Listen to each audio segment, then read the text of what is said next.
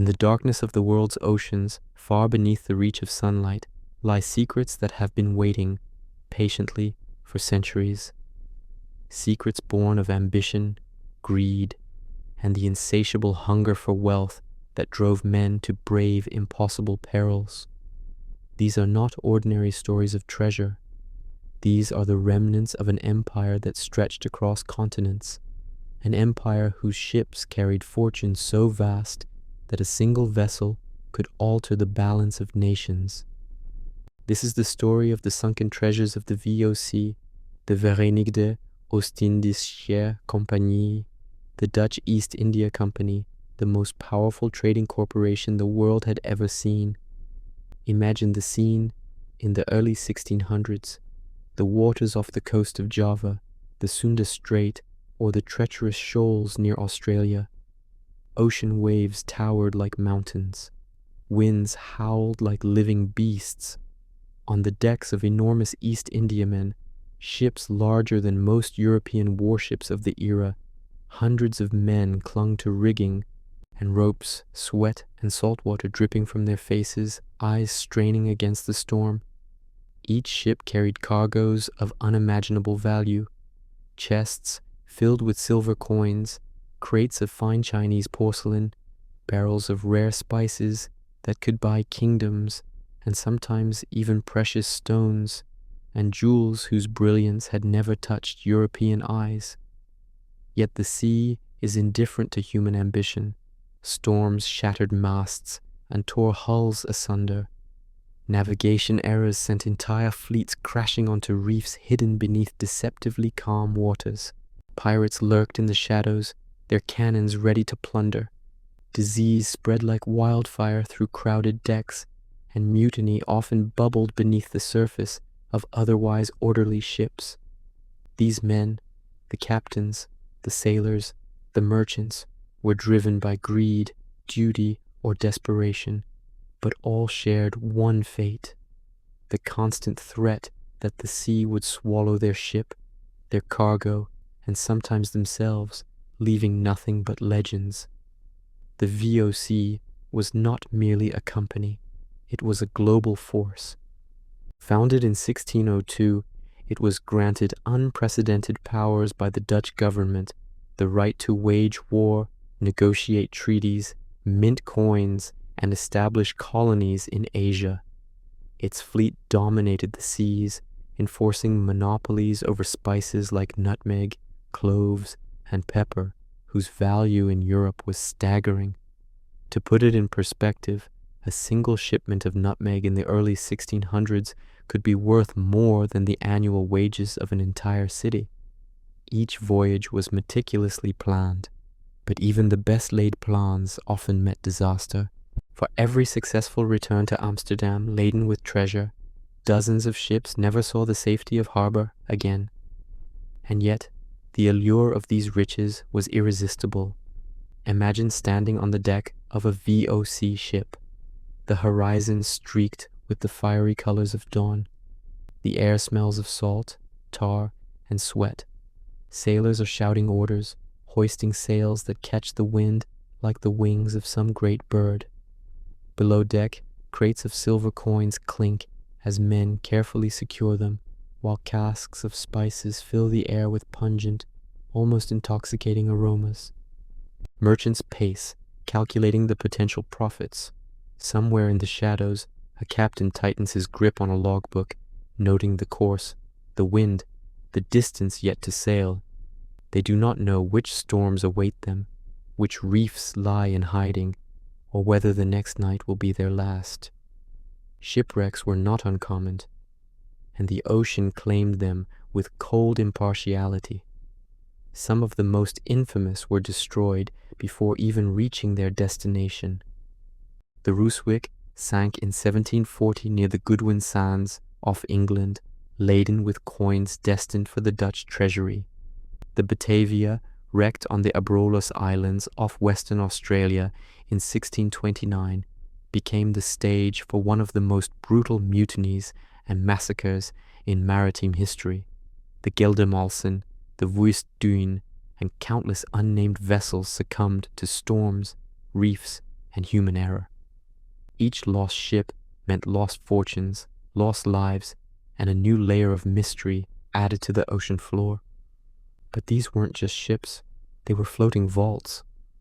Silver ingots stacked like bricks, coins minted in Amsterdam and Hamburg, porcelain painted with delicate dragons and flowers, spices packed with care to retain their fragrance across months at sea. Some ships carried manuscripts, letters, and maps, documents that today would be invaluable to historians, offering glimpses into trade networks, colonial ambitions, and even personal lives of the crew.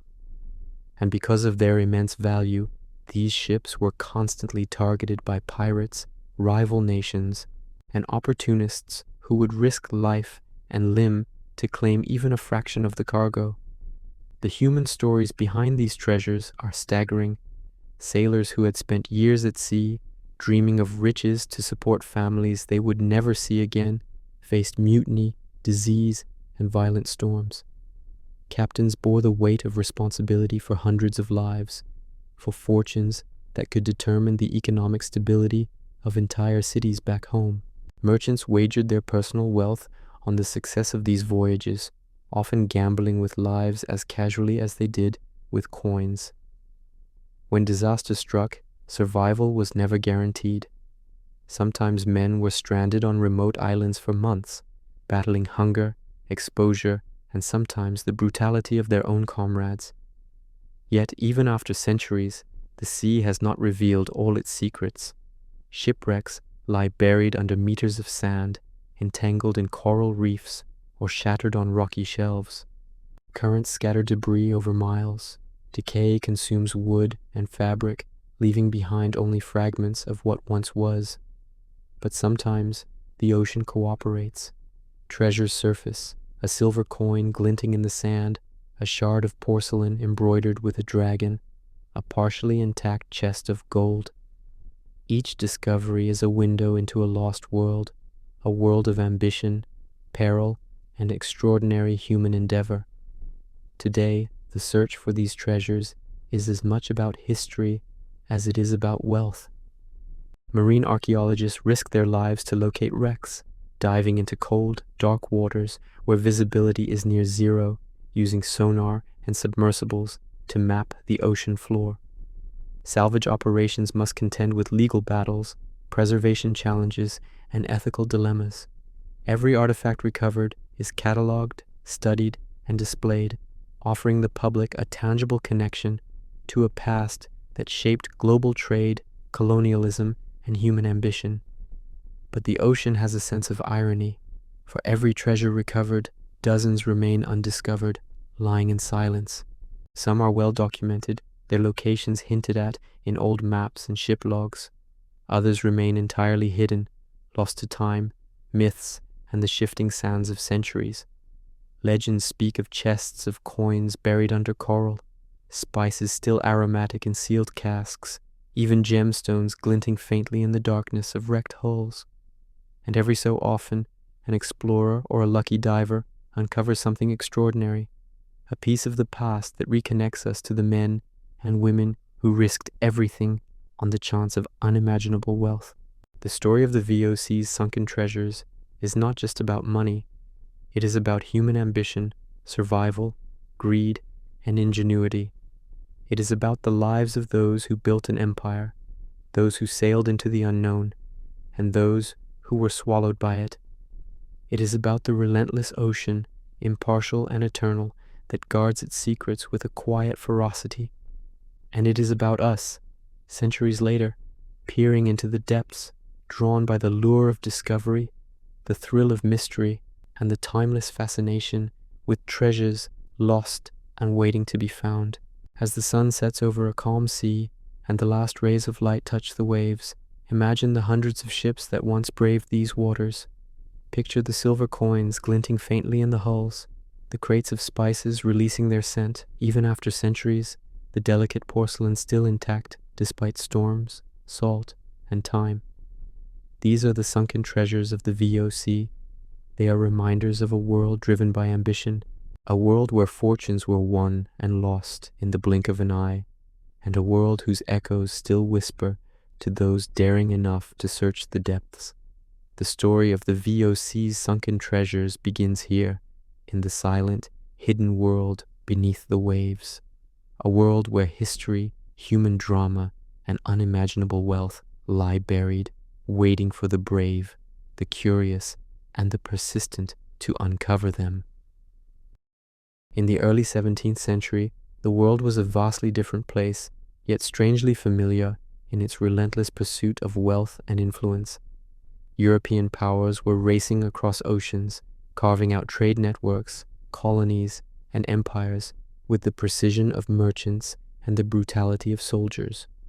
Among them, the Dutch emerged as masters of commerce, cunning diplomats, and shrewd strategists.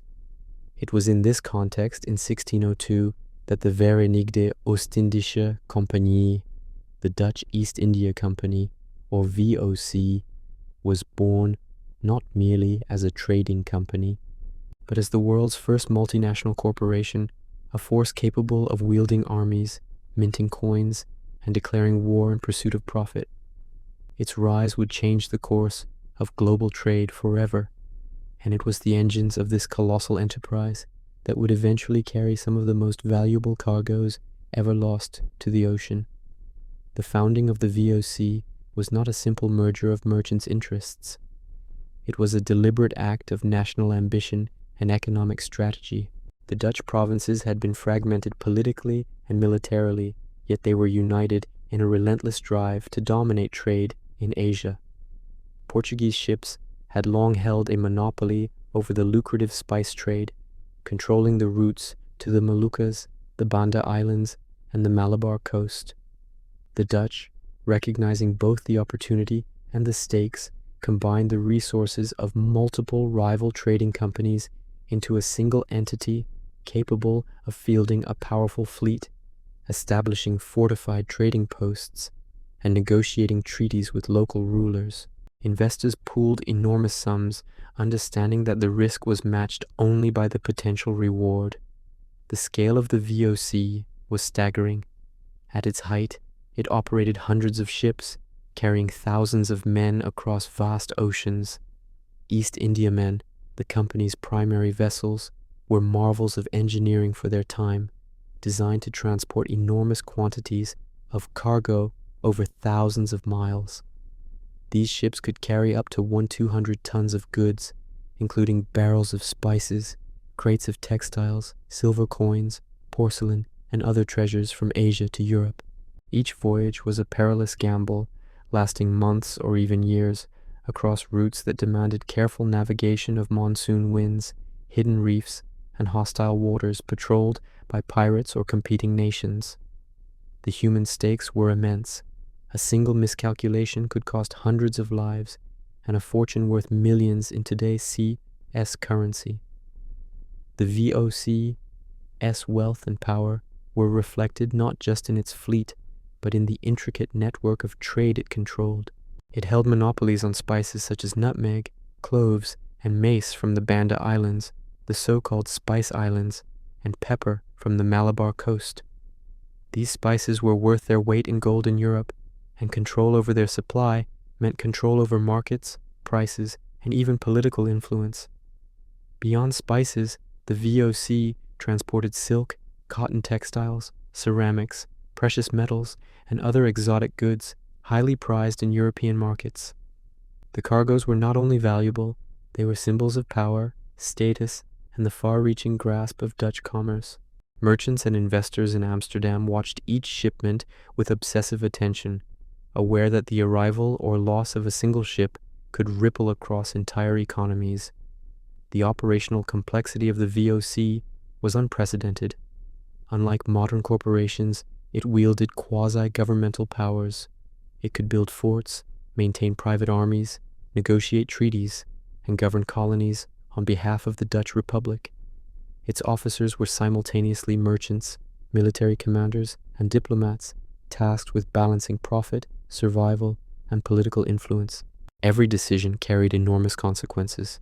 A captain deciding whether to wait for favorable winds, a governor negotiating with local rulers, or a merchant calculating the market value of spices, all these choices could determine not only the success of a voyage, but the fortunes of entire cities. But the VOC's rise was not achieved solely through commerce. It relied on ruthless enforcement of its monopolies and a willingness to use violence when diplomacy failed. Battles were fought on land and sea, and local populations often suffered under the company's methods of control.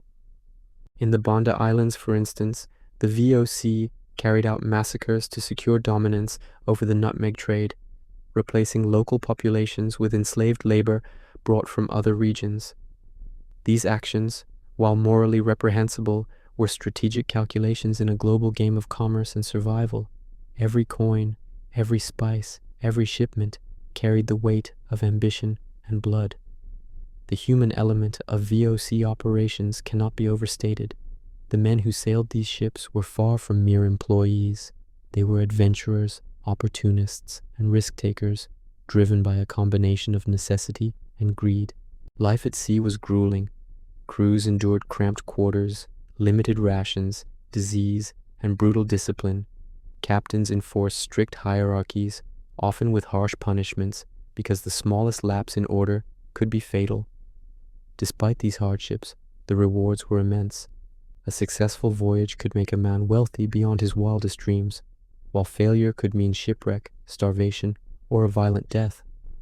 Stories from journals and letters of the era describe men haunted by fear, yet drawn inexorably toward the promise of fortune. The VOC's power extended across the seas with a precision that would seem almost modern. Ships followed carefully charted routes, relying on navigational techniques that, though rudimentary by today's standards, were refined over decades. Captains used the stars, compasses, log lines, and early maps to traverse vast distances with remarkable accuracy. Yet even the most skilled navigators could be undone by storms, unpredictable currents, and shifting sandbanks.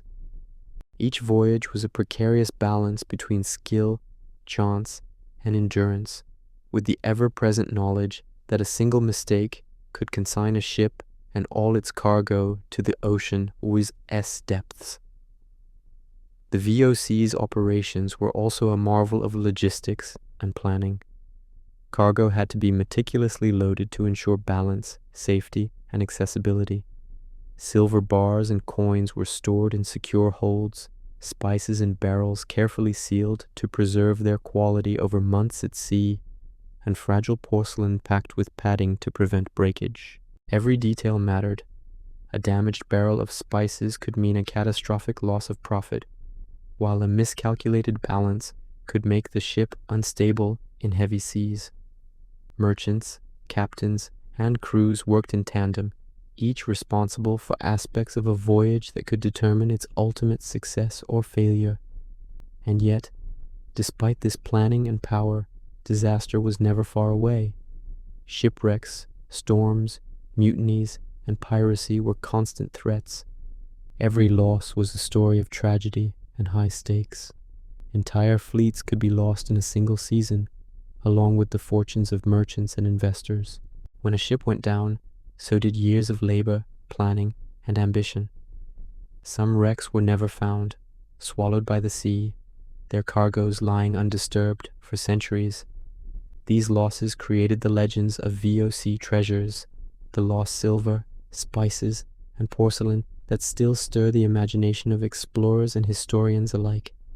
The VOC's influence reached far beyond trade. It shaped cities, colonies, and global economic systems. Its monopolies dictated the flow of goods across continents, while its innovations in shipping, finance, and corporate governance laid the foundation for modern capitalism. It was, in many ways, a precursor to the globalized world, demonstrating how commerce, ambition, and maritime mastery could alter the course of nations. Yet beneath this story of power and innovation lay a simpler, more human narrative. Men risking everything to cross oceans, driven by hope, fear, greed, and the promise of treasure. Even today, the echoes of the VOC's dominance are felt. The shipwrecks it left behind are not merely relics, they are time capsules, holding within them the ambitions, errors, and dreams of a bygone era. Every recovered coin, every shard of porcelain, every preserved manuscript tells the story of a world in which profit and peril were inseparable, and where the lure of the unknown could drive men to both greatness and tragedy. The rise of the VOC was a story of vision, strategy, and relentless pursuit of wealth. It was the product of a society that valued commerce as power, foresight as survival, and audacity as necessity.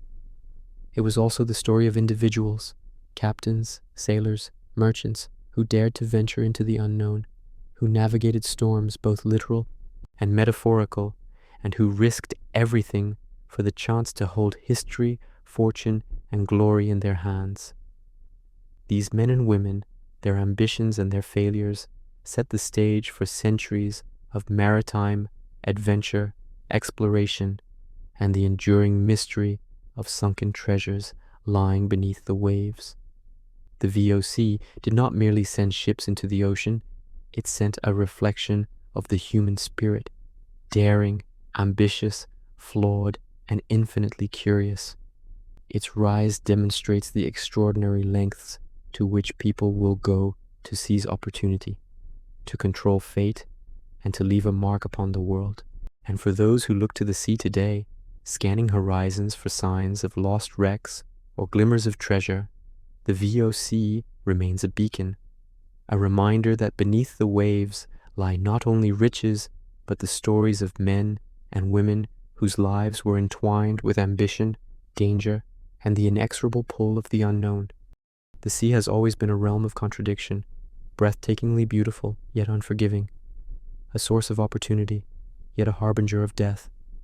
For the VOC, the ocean was both a highway and a battlefield, a merciless test of human skill, courage, and endurance. To understand the treasures that lie sunken beneath its waves, one must first understand the immense dangers these ships faced on every voyage. Navigating the high seas in the 17th century was an enterprise as fraught with peril as it was lucrative, and every journey was a delicate balance between human ingenuity and the unpredictable fury of nature.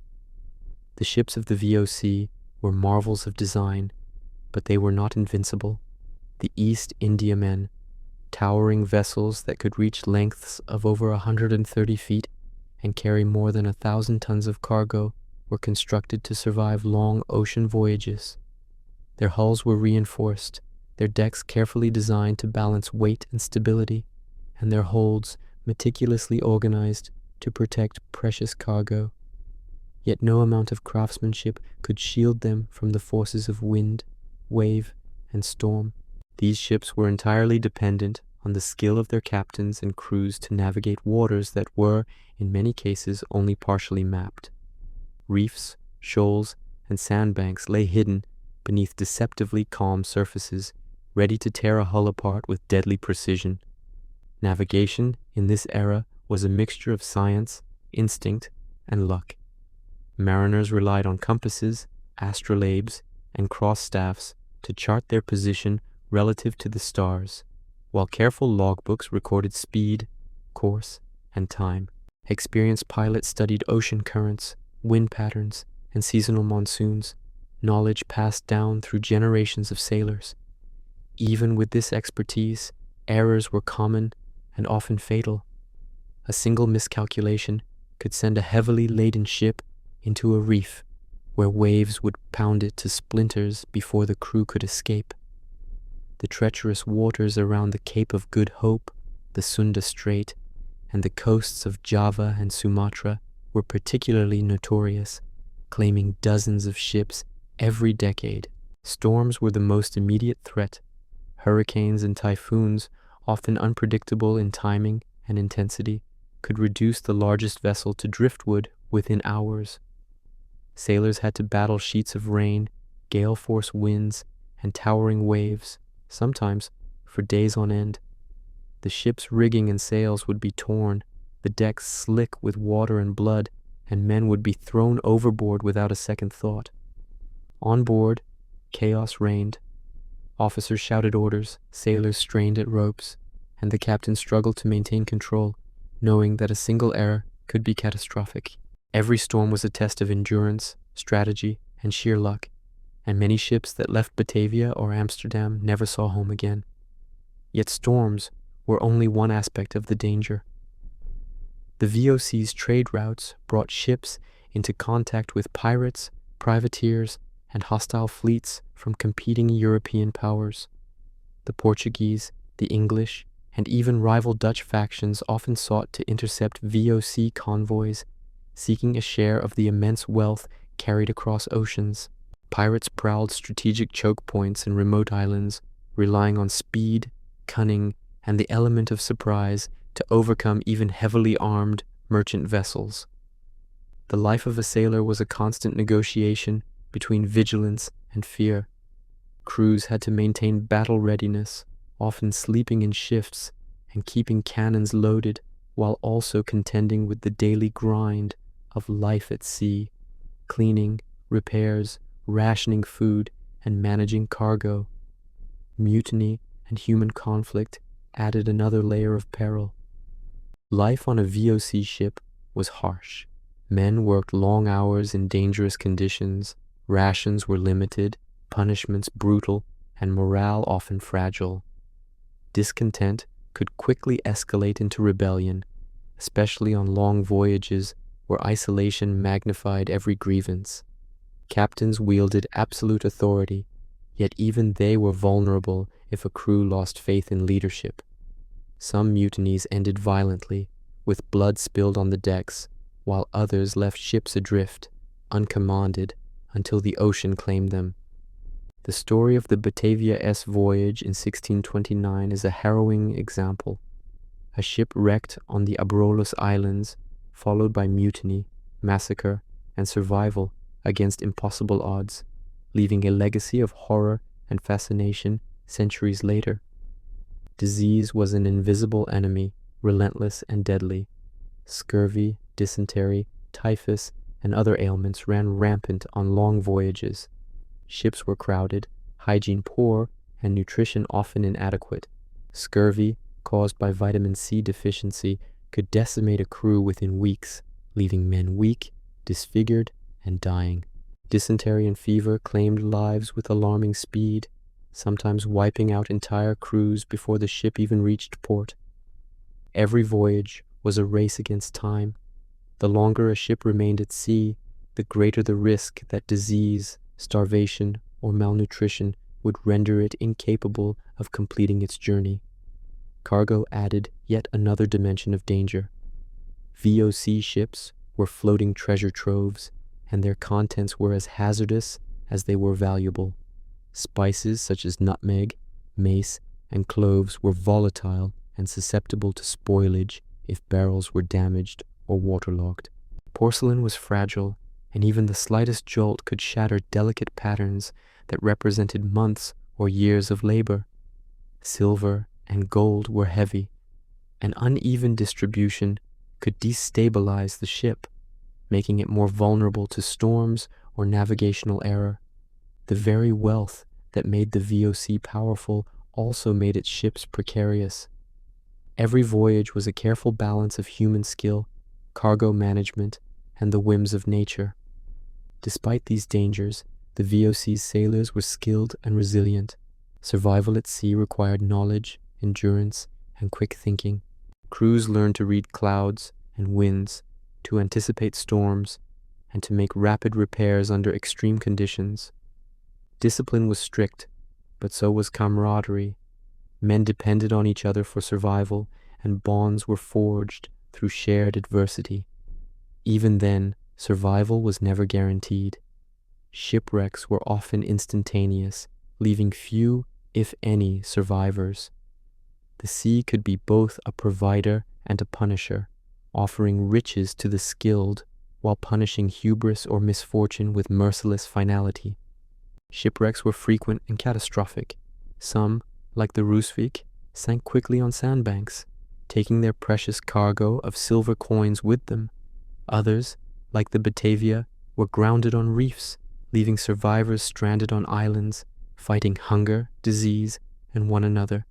Each wreck represented not only the loss of wealth, but a human tragedy. Sailors lost, families devastated, and merchants ruined. Yet these disasters also laid the foundation for centuries of fascination with sunken treasure. The very dangers that made Viok voyages perilous ensured that when ships went down, they left behind mysteries for future generations to uncover. The psychological toll on sailors was immense. Months at sea in close quarters, constant danger, and the omnipresent threat of death created an environment of stress and fear. Superstition flourished as men sought to explain storms, disease, and misfortune. Every voyage became a test of endurance, not just physically, but mentally. Sailors relied on routine, ritual, and camaraderie to maintain morale, yet the line between discipline and cruelty was thin. Punishments for disobedience were severe, and the hierarchy aboard ship could make life or death hinge on obedience to authority. The VOC's success in navigating these perils was a testament to organization, planning, and human resilience. Each voyage required careful preparation. Provisions were calculated to last months, navigational charts scrutinized, and routes planned around seasonal monsoons and known hazards. Captains were selected not only for maritime skill, but also for leadership and decisiveness, capable of making split-second decisions that could save a ship or doom it. Crews were trained to respond to emergencies, from fires in the hold to damage from storms or enemy attacks. The ability to survive these dangers and still deliver cargo to Europe intact is what made VOC voyages legendary. Yet, for all the skill and preparation, unpredictability reigned. No logbook could account for a sudden hurricane, an unseen reef, or a crew member's betrayal. Every voyage carried with it the possibility of disaster, the certainty of danger, and the chance that fortune would be forever lost to the deep. It was this combination of human ambition and natural peril that created the sunken treasures that would, centuries later, capture imaginations and drive explorers into the same waters that had claimed so many lives. To understand these shipwrecks is to understand the high cost of ambition and the human courage required to pursue it. The VOC's vessels were not merely transports of goods. They were floating embodiments of risk, strategy, and audacity. Their losses remind us that wealth is fragile, opportunity fleeting, and the sea absolute in its judgment. Every coin, barrel of spices, or piece of porcelain lying on the ocean floor is a testament to the men and women who braved storms, disease, pirates, and the unknown for the promise of reward. In the end, navigating the high seas was not a matter of luck alone. It required skill, discipline, courage, and sometimes desperation. The VOC's success was remarkable, not only because of the treasures delivered, but because of the countless dangers overcome. Yet those dangers ensured that many fortunes were lost, creating the enduring allure of sunken treasure. The ocean did not merely take these ships, it claimed their stories, their human drama, and their wealth, preserving them in a silent, mysterious world beneath the waves, waiting to be rediscovered centuries later. The ships of the VOC were more than vessels. They were floating vaults, each one a concentrated expression of wealth, ambition, and global power. To stand on the deck of an East Indiamen in the early 17th century was to witness the movement of fortune so vast they could reshape cities, influence empires, and determine the lives of thousands. Every voyage was a gamble on human endurance and skill, but also a gamble on the cargo itself, a cargo so diverse, so valuable, and so exotic that to this day it continues to capture the imagination of historians, treasure hunters, and ordinary people alike. The core of VOC wealth lay in the spices of the East Indies. These were not mere culinary items, they were commodities whose scarcity and desirability could dictate the fates of kingdoms. Nutmeg, mace, and cloves came from the Banda Islands, tiny specks of land in the vast expanse of the Indonesian archipelago, and yet their value in Europe was astronomical. Nutmeg alone was worth more than its weight in gold, and a single shipment could finance entire military campaigns or fund the construction of grand canals and palaces in the Dutch Republic. These spices were carefully harvested, dried, and packed into barrels designed to withstand months at sea. Any spoilage was a catastrophe, and crews often treated barrels of spice with the same care as chests of coin. Pepper, sourced from the Malabar coast of India, was another jewel in the VOC's cargo. Its sharp, pungent aroma had long been prized in Europe, and controlling the trade routes for pepper meant controlling the flow of enormous wealth. Pepper was packed into sacks and barrels, each carefully weighed and documented in meticulous ledgers, so that merchants in Amsterdam could calculate profit margins down to the last ducat. The meticulous bookkeeping of the VOC was legendary. It allowed the company to operate at a scale unparalleled for its time, where even minor errors could mean a loss of thousands of guilders. But the VOC's cargoes were not limited to spices. Precious metals, silver primarily, but sometimes gold, were transported across the oceans to pay for goods in Asia, where coinage was less common. Silver ingots, carefully stamped with marks of origin, were stored securely in the hold, surrounded by timber and ballast to prevent movement during storms. The weight alone posed a danger. Mismanagement could destabilize the ship, while theft could spark mutiny. Yet without these metals, trade could not proceed, and entire voyages would fail before they even left port. The stakes were immense, and the value of the cargo ensured that each ship was a target for pirates, rival nations, and opportunistic thieves. Luxury textiles formed another key part of VOC shipments.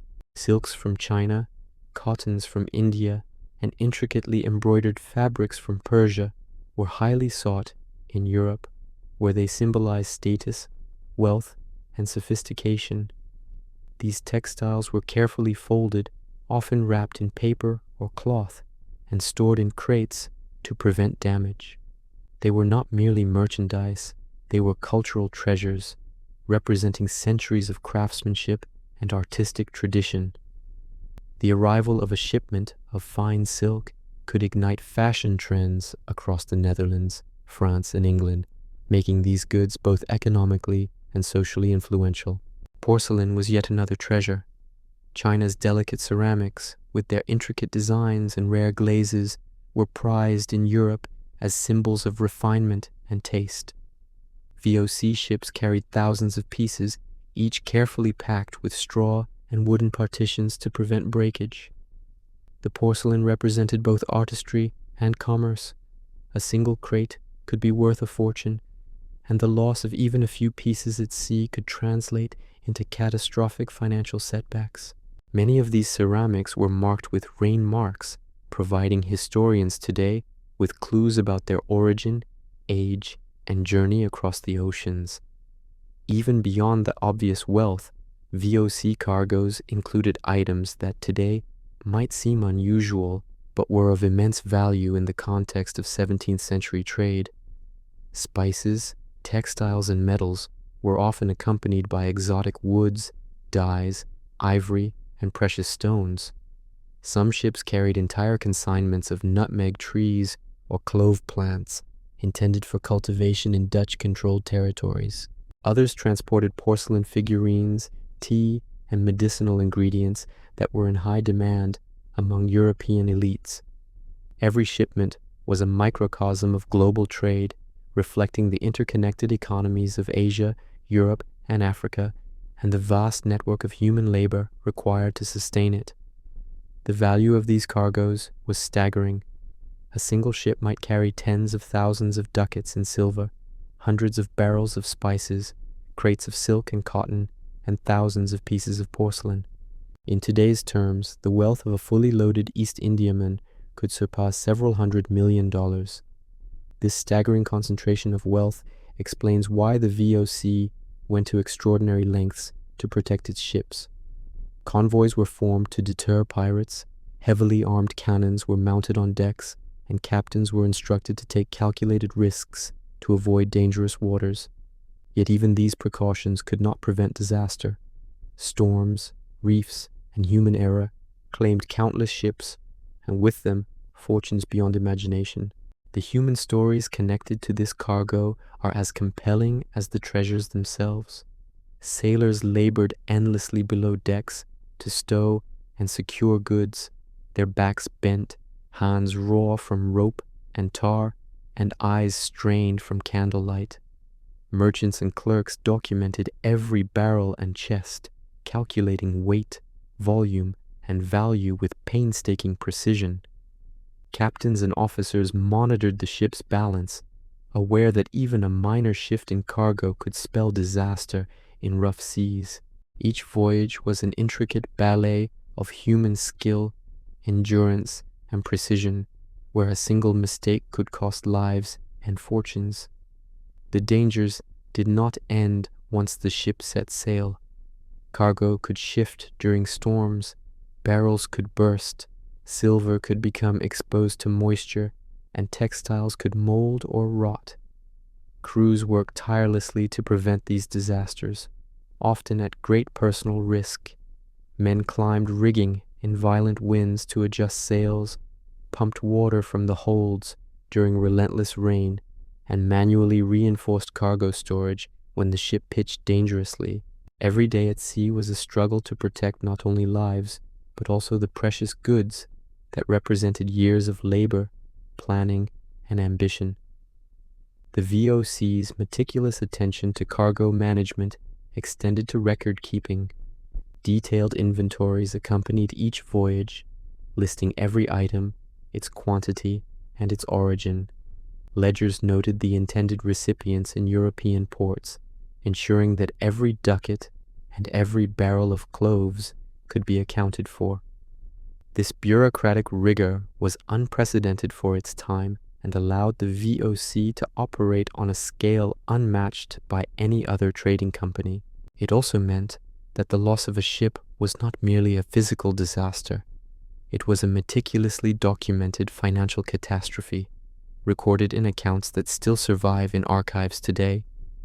Yet despite all this care, the ocean remained an unpredictable adversary. Shipwrecks transformed these floating treasures into legends. Silver bars, casks of spices, crates of silk and porcelain, all were claimed by the waves, sinking to lie hidden for centuries. The value of these lost cargoes was not merely financial. They represented the labor, ambition, and risk of thousands of people, from farmers and miners in Asia to sailors and merchants traversing the globe. The loss of a single VOC ship was a tragedy on multiple levels, affecting economies, families, and the lives of those who had invested everything in the voyage. Some of the most legendary losses involved ships carrying extraordinary cargoes. The Batavia, for example, carried a fortune in silver, coin, and valuable merchandise intended for trade across the East Indies and Europe. Its wreck on the Abrolhos Islands became infamous not only for the loss of cargo, but for the mutiny and massacre that followed.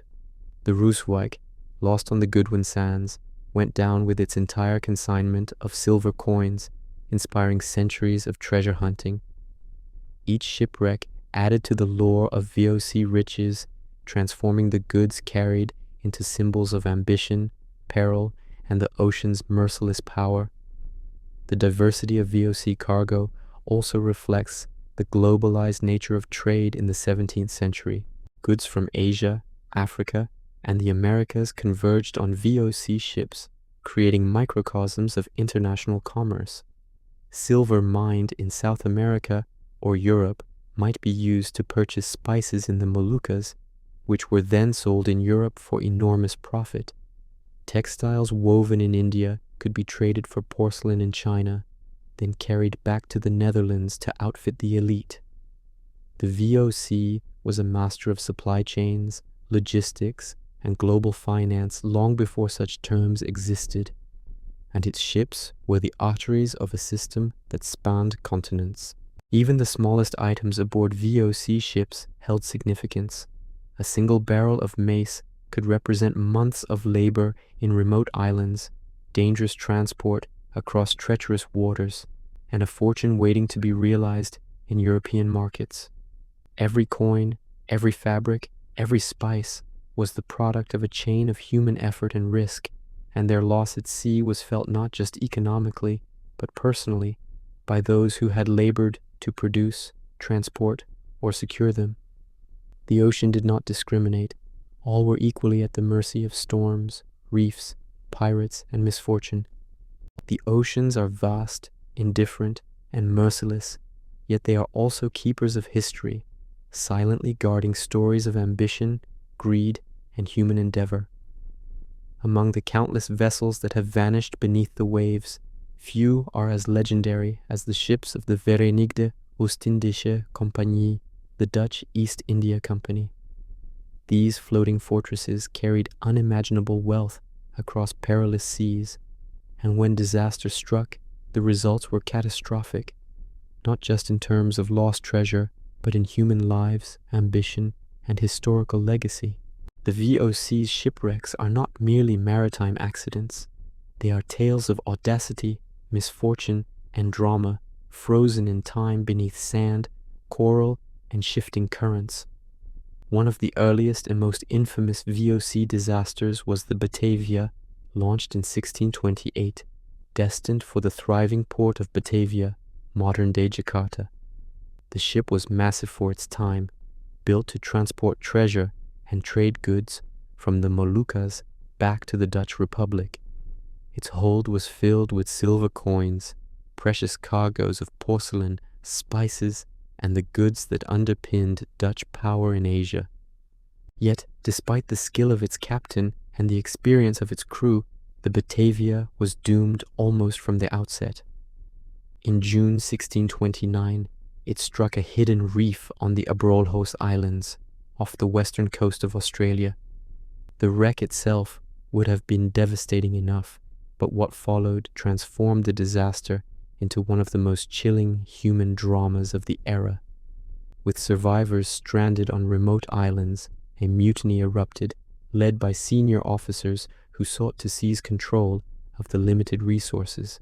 Over the course of weeks, dozens of men were murdered in acts of calculated cruelty, turning survival into a nightmare.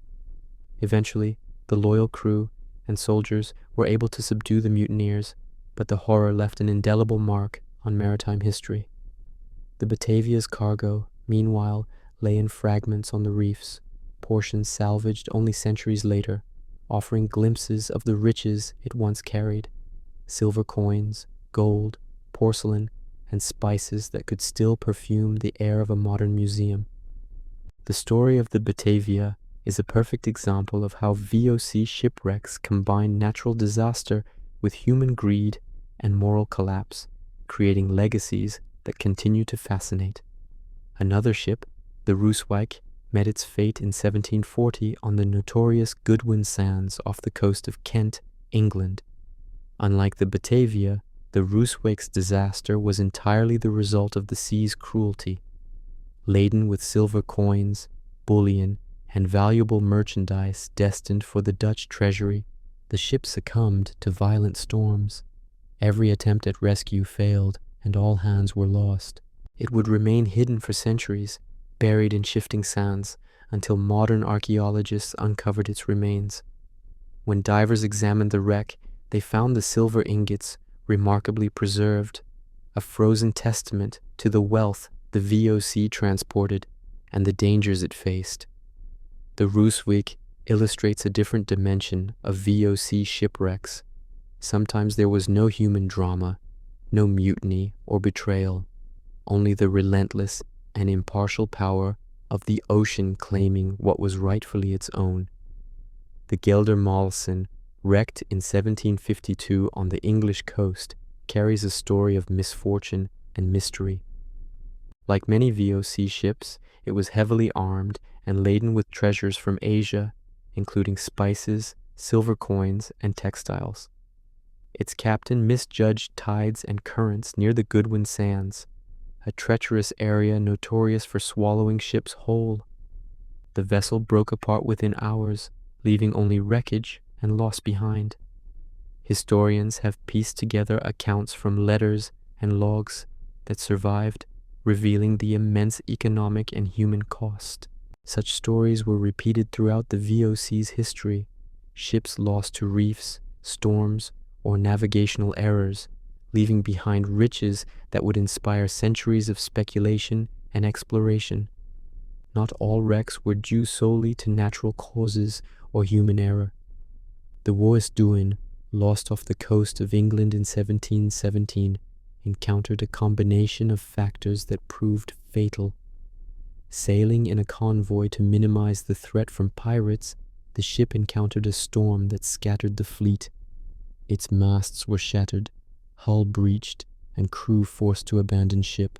Some survivors reached shore, but the majority perished, and the cargo, including coins, spices, and fine porcelain, was lost to the sea. This incident demonstrates another constant peril of VOC voyages. Even when planning was meticulous, coordination between ships, the behavior of the ocean, and unpredictable weather could render all efforts futile. Beyond the European waters, the Dutch East India Company's ships faced hazards along Asian coasts, particularly in the waters around the Indonesian archipelago. The Moluccas, while rich in spices, were surrounded by coral reefs and shallow passages that were deadly to unwary sailors. The Zeewijk, wrecked in 1727 on the Houtman Abrolhos Islands near Western Australia, exemplifies the dangers of these tropical waters. Unlike the Batavia, the Zeewijk's crew managed to survive by constructing makeshift rafts and shelters from salvaged ship parts. Yet the loss of the ship and its cargo was total. Its silver coins, spices, and valuable trade goods remained underwater for centuries, largely undisturbed, until modern expeditions documented and recovered fragments. Many VOC shipwrecks are infamous not merely for the loss of treasure, but for the stories of survival, heroism, and tragedy they contain. The Batavia is remembered for mutiny and massacre, but others tell tales of endurance against overwhelming odds. Sailors stranded on coral reefs faced starvation, disease, and exposure, improvising shelters and rationing supplies with remarkable ingenuity. They navigated uncharted waters in tiny lifeboats, sometimes traveling hundreds of miles to reach safety. These human stories are inseparable from the cargo they carried, because the treasures were both the reason for their journey and the measure of what was at stake. Piracy also claimed its share of VOC ships. While European rivals sometimes captured Dutch vessels in acts of war, organized piracy frequently intercepted East Indiamen, drawn by the sheer value of their cargo. Pirates operated along key trade routes, including the Straits of Malacca and the waters off Sumatra, where they relied on speed, surprise, and superior maneuverability to attack heavily armed merchant ships. Many VOC captains prepared for these encounters with cannons, small arms, and well-trained crews, but the outcome was never certain. Some ships repelled attacks, while others were boarded and looted, adding to the mythology of VOC treasures both afloat and sunken. Shipwrecks were more than isolated incidents. They were part of a systemic pattern. The combination of immense cargo, unpredictable seas, human error, disease, and piracy ensured that a significant proportion of VOC ships never reached their destination. Historians estimate that hundreds of VOC vessels were lost over the company's 200-year history. Each loss represented not only material wealth, but also human lives and the fragile balance of global trade networks. Investors in Amsterdam felt the impact immediately, while sailors' families faced economic ruin and personal grief. The ocean, in these cases, became both a graveyard and a repository of human ambition. The allure of these sunken treasures persists precisely because of the scale of loss and the drama involved. Modern archaeologists and treasure hunters are drawn not just to coins, silver, or porcelain, but to the stories the wrecks tell, the careful planning of voyages, the errors that led to disaster, and the courage and desperation of the men who sailed these ships. Each wreck is a frozen narrative, a time capsule of 17th and 18th century maritime life. For example, the discovery of the Rooswijk S. Silva in the 21st century revealed the organization and value of VOC cargoes, providing insight into logistics, trade networks, and economic priorities of the era. Similarly, explorations of the Batavia and Zeewijk sites uncovered personal artifacts, journals, and tools, shedding light on the daily lives, struggles, and resilience of sailors and officers. The geographic spread of VOC wrecks also underscores the global reach of the company. From the icy coasts of Europe to the tropical waters of Southeast Asia and the remote islands of Australia, VOC ships were present wherever valuable trade could be conducted.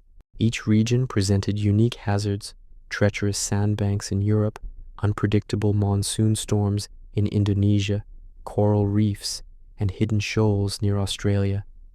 The very diversity of these locations is a testament to the audacity and ambition of the VOC, willing to risk ships, cargoes, and crews across thousands of miles of often unforgiving ocean. Some wrecks remained undiscovered for centuries, becoming the stuff of legend. Local folklore often recorded sightings of phantom ships or buried treasures, blending fact and myth. In some cases, maps drawn by captains or merchants hinted at lost cargoes, providing clues for future explorers. The combination of documented shipwrecks and oral tradition fueled centuries of treasure hunting, long before modern archaeology provided the tools to locate and study these sites systematically. The VOC's shipwrecks thus became cultural as well as economic phenomena, inspiring stories, myths, and persistent curiosity. Ultimately, the infamous VOC shipwrecks are more than maritime disasters. They are monuments to the risks of global trade, human ambition, and the unpredictable power of nature. Each lost ship tells a story of planning and peril, wealth and loss, survival and tragedy. They are reminders that every fortune carried across the oceans came with a price, and that beneath the waves lie not only silver, spices, and porcelain, but the stories of men and women whose lives were intertwined with commerce, risk, and ambition. These wrecks continue to fascinate because they are repositories of history, human drama, and the enduring mystery of treasures lost to the deep.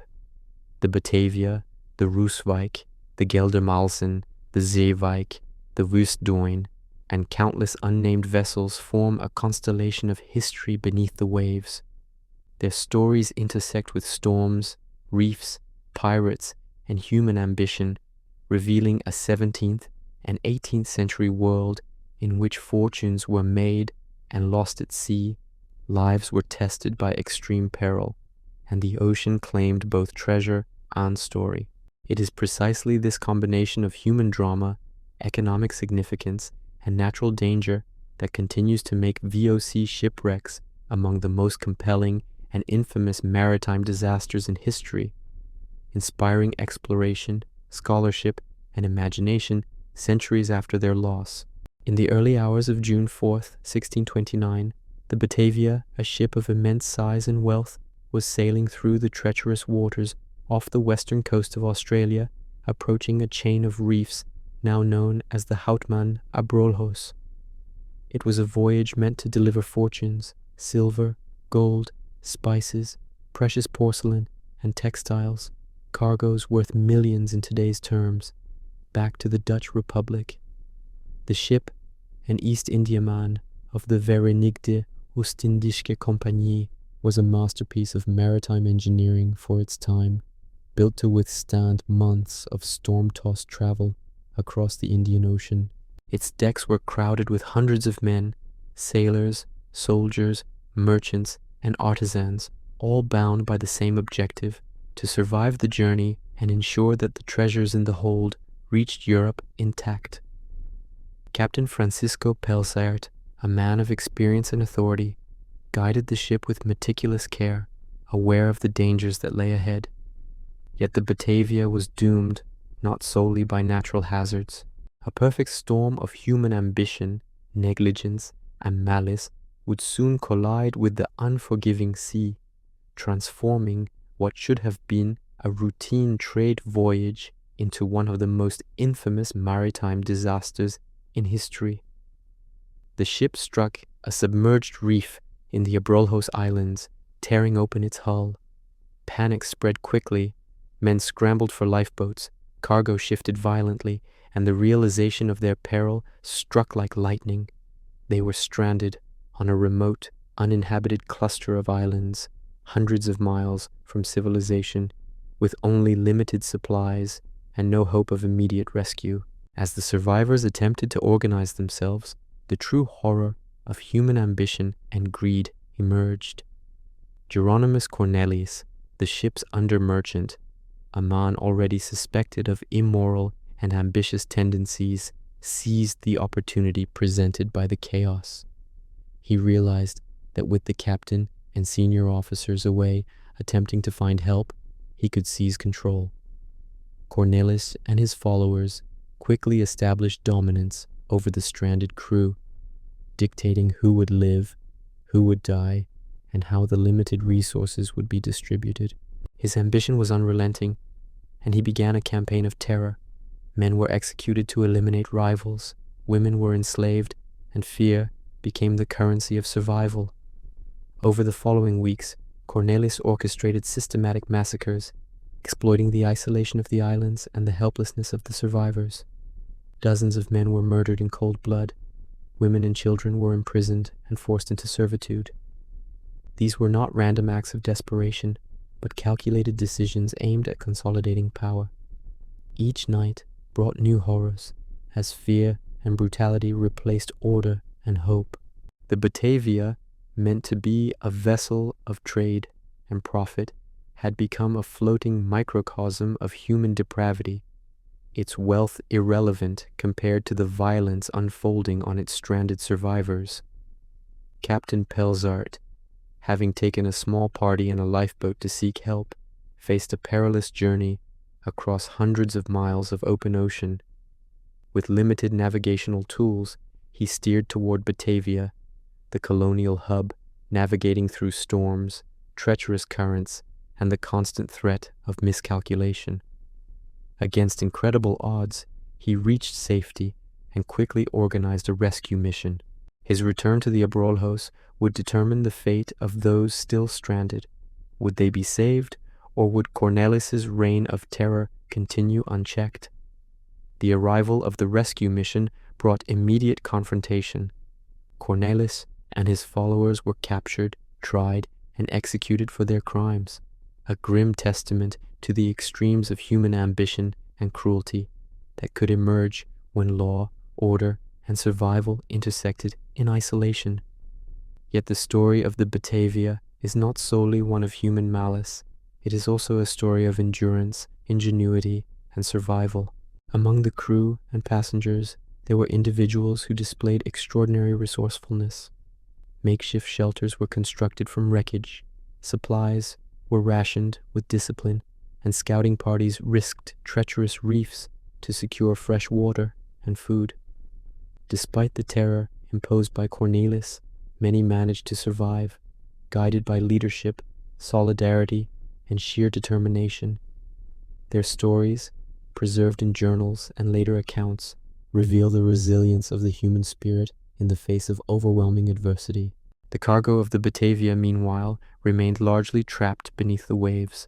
Silver coins, bullion, crates of spices, and porcelain lay scattered across the reef, broken and buried in sand, but still carrying the imprint of immense value and historical significance. For centuries, the wreck would remain hidden, preserved by the isolation of the reef and the difficulty of accessing the site. It was not until modern marine archaeologists began systematically exploring the Abrolhos that portions of the treasure were recovered, offering tangible evidence of the scale of wealth transported and the hazards faced by VOC ships.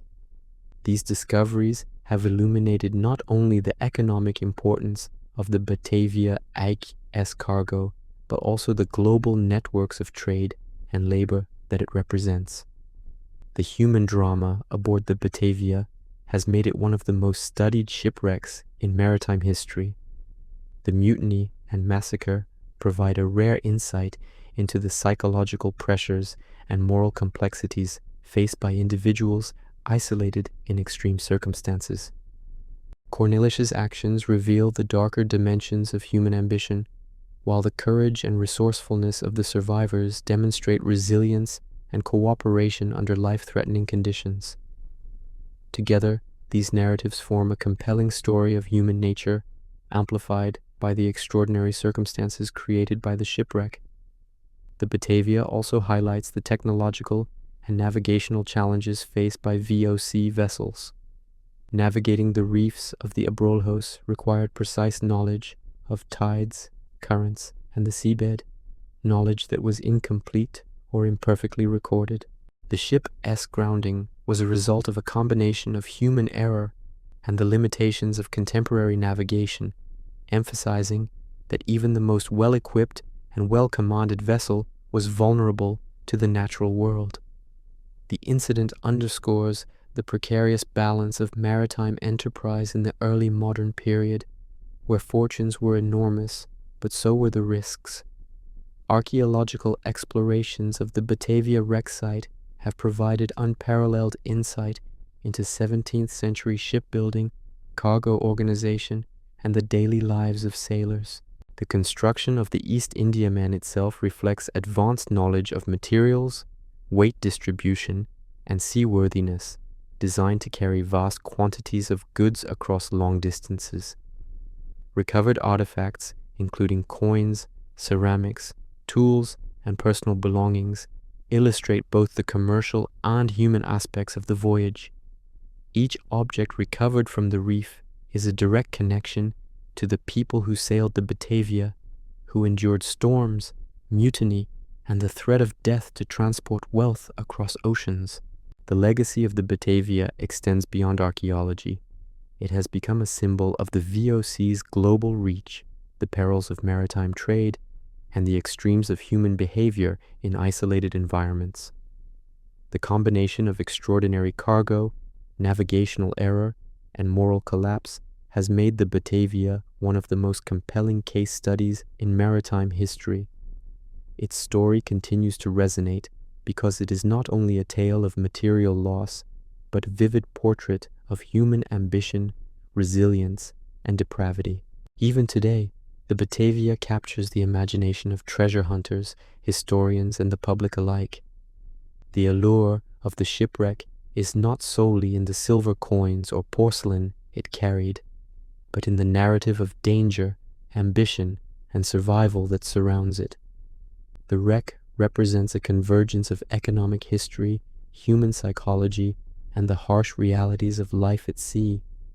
Its story exemplifies the high stakes of VOC voyages, the potential for immense profit shadowed by the constant threat of disaster, both from nature and from humanity itself. The Abrolhos Islands, remote and largely uninhabited, became both a grave and a stage for this human drama. Stranded men faced exposure, starvation, and dehydration, while Cornelis orchestrated acts of calculated murder. The interplay between these extremes, the cruelty of the mutineers and the courage of the loyal crew, creates a narrative of tension, fear, and survival that endures in historical memory. It also illustrates the fragile structures of authority and morality under conditions of extreme isolation, a theme that has fascinated historians and storytellers for centuries.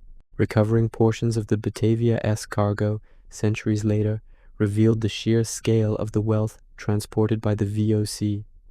Silver coins, meticulously stamped and preserved, were found alongside fragile porcelain, spice casks, and personal effects. Each artifact provides tangible evidence of global trade, the labor and risks involved, and the extraordinary lengths to which the VOC went to protect its commercial interests.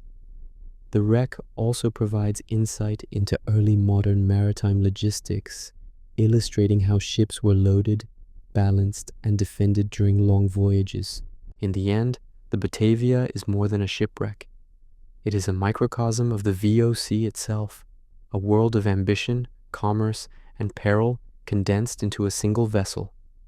It embodies the highest stakes of early modern maritime trade, fortunes that could be made or lost in a single voyage, lives subjected to extraordinary danger, and the unpredictable power of the sea. Its story combines material wealth with human drama, moral collapse with heroism, and historical significance with ongoing fascination. The Batavia reminds us that history is not only preserved in archives and ledgers, but also in the deep, silent places of the world, where ships and their cargo lie hidden, telling stories of ambition, greed, courage, and survival.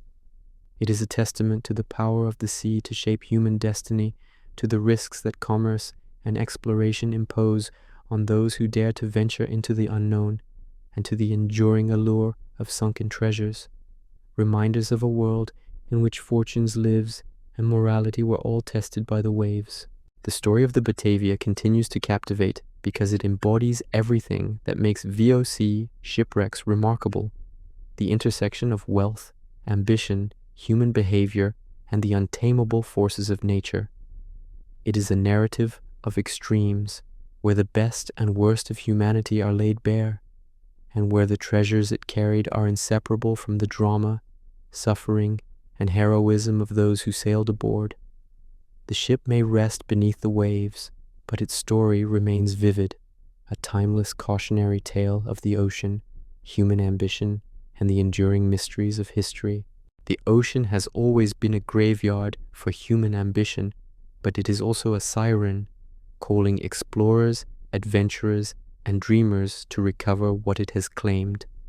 For centuries, the sunken ships of the Verenigde Ostindische Compagnie VOC remained hidden beneath waves, coral, and sand, their treasures whispered about in legends, journals, and maps passed down through generations. The cargoes of silver, gold, spices, porcelain, and textiles were not merely commodities. They were tangible remnants of an age defined by global commerce, ambition, and risk. By the 20th century, the mystery of these wrecks began to capture the imagination of a new generation, modern treasure hunters equipped with technology, resources, and a relentless curiosity that earlier seekers could only dream of. The allure of VOC shipwrecks is multifaceted. There is the material wealth, silver coins stacked in crates, gold ingots stamped with marks of origin, delicate porcelain intact despite centuries underwater. Yet there is also the story, the human drama, and the historical significance. The Batavia, for instance, became more than a tale of mutiny and massacre. It became an obsession for maritime historians and divers who sought to connect tangible artifacts with the documented narrative of human ambition and peril. Similarly, ships like the Rooswijk and the Zeewijk carried stories of storm, survival, and commerce, waiting silently for someone to uncover the secrets that had been hidden for centuries. Modern treasure hunting began in earnest in the mid-20th century as advances in diving technology, sonar, and marine archaeology made it possible to locate and explore wrecks that had previously been inaccessible. Before this, VOC shipwrecks were the stuff of folklore. Fishermen and sailors would occasionally find fragments of silver or pottery washed ashore, sparking rumors and speculation.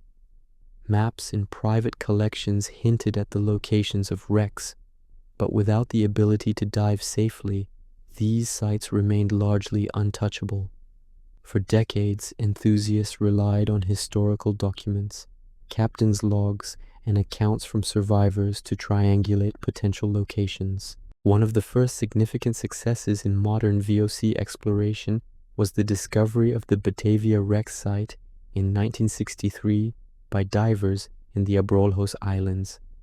The location had long been suspected based on survivor accounts and charts drawn by Pelsart and others, but the underwater terrain, strong currents, and coral-strewn reefs made the search treacherous. When divers finally located fragments of the hull, scattered silver, and remnants of the cargo, it was a revelation. The site provided a tangible link to one of history's most dramatic maritime disasters and opened a new era in historical shipwreck exploration. Archaeologists, historians, and treasure hunters alike realized that beneath the waves lay more than material wealth. There were preserved records of human behavior, maritime technology, and the organization of long-distance trade in the early modern world. The discovery of the Batavia also highlighted the need for careful preservation and documentation.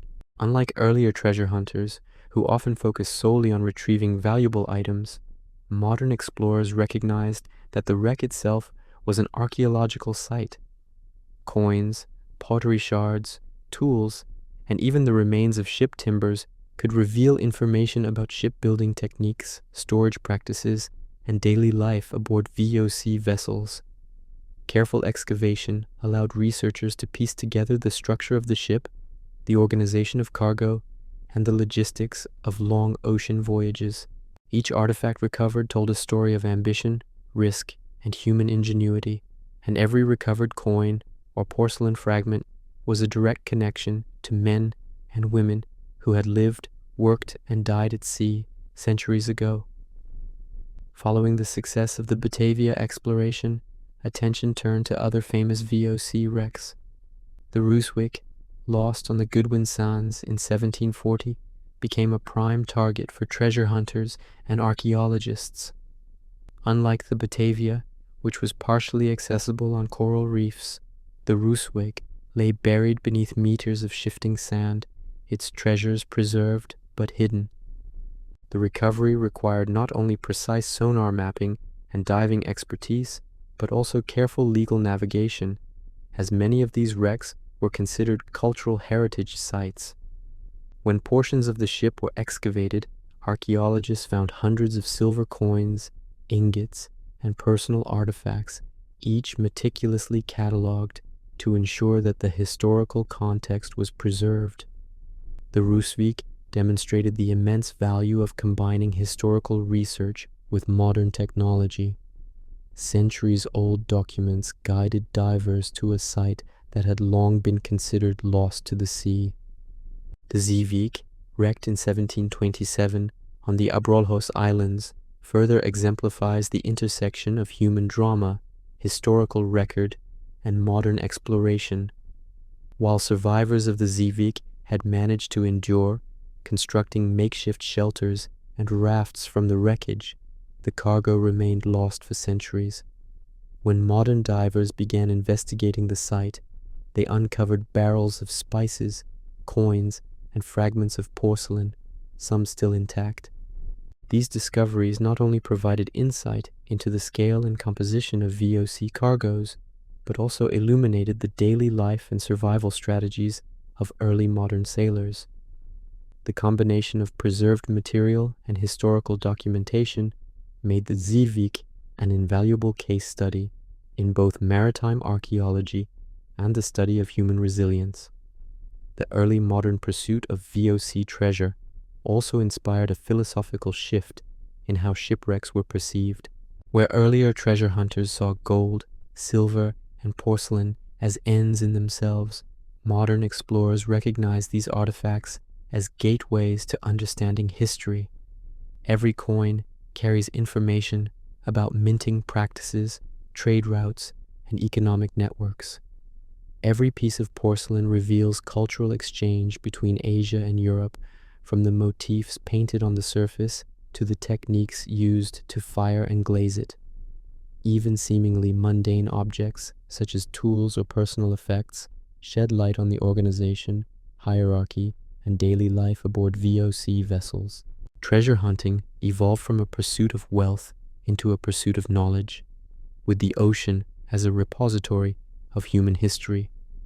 Legal and ethical considerations became increasingly important as the 20th century progressed. Many VOC wrecks are considered protected heritage sites under international law, and the recovery of artifacts requires permits and adherence to strict archaeological protocols. This ensures that the historical context of each site is preserved and that treasures are not simply removed for private profit.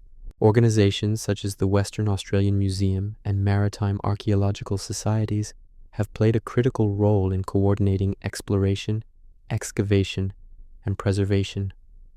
These efforts allow the public to engage with VOC history while also ensuring that scientific and historical methods guide the interpretation of artifacts and shipwrecks.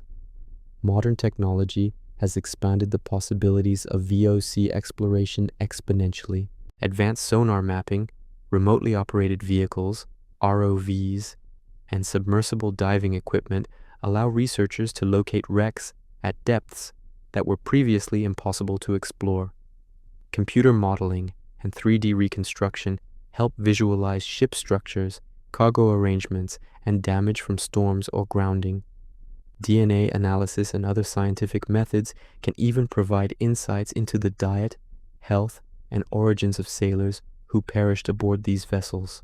The combination of technology, historical research, and archaeology has transformed VOC shipwrecks from mysterious legends into fully documented chapters of maritime history. The human fascination with VOC treasure remains undiminished. While coins, silver ingots, and porcelain are significant, the enduring allure lies in the stories, the perilous voyages, storms that shattered ships, mutinies and massacres, survival against impossible odds, and the ambition of a company that sought to control global trade. Each wreck is a microcosm of the VOC itself, commerce, ambition, and risk intertwined in a fragile vessel forever subject to the sea. Modern treasure hunting allows us to recover not just objects, but the narratives embedded in them, turning history into a tangible, immersive experience. Even as exploration has advanced, the mystery and challenge of VOC shipwrecks continue to attract new generations of divers, historians, and adventurers. Each new discovery raises questions. How were these ships built to withstand such perilous voyages? What routes did they take, and how did navigation errors contribute to their loss? Who were the individuals aboard, and how did they experience the dangers of sea, disease, and conflict? Modern treasure hunting is as much about answering these questions as it is about locating silver, gold, or porcelain. The search for VOC treasures also highlights the global nature of history. A shipwreck off the coast of Australia, carrying goods from the Moluccas, purchased with silver from Europe, reflects centuries of interconnected trade, human labor, and cultural exchange. Each discovery bridges continents, economies, and societies, showing that even centuries ago, the world was deeply intertwined. Modern treasure hunting brings these connections to light, allowing us to understand the complexity and scale of early global commerce. Ultimately, modern treasure hunting is a continuation of the human desire to connect with the past. The VOC ships, long lost to the ocean, are time capsules that preserve not only wealth but also human ambition, ingenuity, and folly. They offer lessons in courage, resilience, and the cost of global ambition. Every silver coin recovered, every piece of porcelain preserved, and every artifact studied enriches our understanding of history and reminds us of the enduring power of the sea to shape human destiny. The allure of VOC shipwrecks, therefore, is not merely in their material value, but in the stories they carry, the insights they provide, and the adventure they inspire. Modern treasure hunting transforms myths and legends into documented history, blending technology, scholarship, and human curiosity to uncover the hidden chapters of an extraordinary era. The sunken ships of the VOC are no longer just lost fortunes. They are a window into the world of the 17th century, offering a tangible connection to the lives, ambitions, and tragedies of those who dared to sail the high seas in pursuit of profit, survival, and destiny. Beneath the waves, in the silent, sunless depths of the world's oceans, lie fortunes that once moved empires and reshaped global economies. The sunken ships of the VOC carried treasures that were the lifeblood of the Dutch Republic: silver and gold, spices, porcelain, textiles, and other luxury goods that connected Asia and Europe in a vast, early modern web of trade. Yet among all these treasures, it is silver and gold that have most captivated the imagination of explorers, historians, and treasure hunters. They are symbols of wealth, power, and ambition, tangible reminders of a time when entire nations' fortunes depended on the successful crossing of oceans fraught with peril. The allure of silver and gold aboard VOC ships is rooted in their sheer quantity and value. East Indiamen, like the Rooswijk, the Batavia, and the Geldermalsen, carried thousands of silver coins and ingots, carefully weighed and stamped to indicate origin, value, and authenticity. These metals were used not only to purchase goods in Asia, where European coinage was less recognized, but also to finance trade, military expeditions, and the infrastructure that allowed the Dutch Republic to dominate global commerce. For merchants and investors, the cargo of a single VOC ship could yield returns so vast that it could fund entire cities, armies, or monumental projects. Silver was the primary medium for trade. Bars and coins, often stamped with the mark of the mint or the VOC, were meticulously stored in the ship's hold, secured with timbers and ballast to prevent shifting during storms. The weight alone made these ships vulnerable. Improper balance could compromise stability in rough seas, yet careful placement ensured that the wealth would arrive intact, provided the ship survived. Silver was more than a commodity. It was a lifeline, a key to Asia's markets, and a tool of geopolitical influence. Losing it to the sea was catastrophic, not only financially but strategically, affecting trade networks and investor confidence across Europe. Gold, while less common than silver in VOC cargoes, was often included in smaller quantities of immense value. Gold ingots, sometimes carried as gifts for local rulers in Asia or as investments for European investors, were symbols of prestige and power. Their presence aboard a ship elevated both the stakes and the danger. Pirates, privateers, and rival nations were acutely aware that a single VOC vessel could carry enough gold to alter the balance of wealth and influence in a region. The combination of precious metals with other cargoes, spices, porcelain, and textiles made VOC ships floating treasures whose loss resonated across continents. The fascination with sunken silver and gold is not purely financial. It is deeply psychological and cultural. Silver coins and gold ingots, lying undisturbed for centuries beneath sand and coral, evoke a sense of mystery and timelessness. Each piece is a connection to the hands that struck it, the sailors who carried it, and the merchants and kings who relied upon it. Modern treasure hunters are drawn not only by the potential value but by the story encapsulated in each ingot, a narrative of ambition, risk, and human endeavor frozen beneath the waves. The very idea that immense wealth has rested untouched for hundreds of years ignites imagination, blending history, adventure, and fantasy. Consider the Rooswijk, lost in 1740 off the Goodwin Sands. When archaeologists excavated portions of the wreck, they recovered hundreds of silver coins and ingots, remarkably preserved after centuries of burial in sand. The discovery was both a financial and historical revelation. The coins confirmed documented cargo lists from VOC records, verified trade routes, and provided insight into the company's operations. For modern observers, the recovered silver is a tangible link to the global economy of the 18th century, connecting Europe, Asia, and the countless individuals whose labor, risk, and ambition made the voyage possible. Each coin is a story, a fragment of history that embodies commerce, danger, and human aspiration. The Batavia offers another dramatic illustration. While much of its cargo remains underwater, the portions that have been recovered include silver coins, ingots, and other precious metals that underscore the immense stakes of the voyage. These were the riches that drew men into perilous journeys across storms, reefs, and reefs of moral collapse. The silver aboard the Batavia was intended to purchase spices and other goods in the East Indies, which would then be sold in Europe at enormous profit. Yet the grounding of the ship on the Abrolhos Islands, combined with the subsequent mutiny and massacre, demonstrates that the path of wealth was inseparable from human danger. The treasures lost at sea are inseparable from the human drama that unfolded above the water. Piracy amplified the allure of silver and gold. Throughout the 17th and 18th centuries, VOC ships were prime targets for pirates along trade routes, particularly in the Straits of Malacca, the Indian Ocean, and the waters surrounding Indonesia.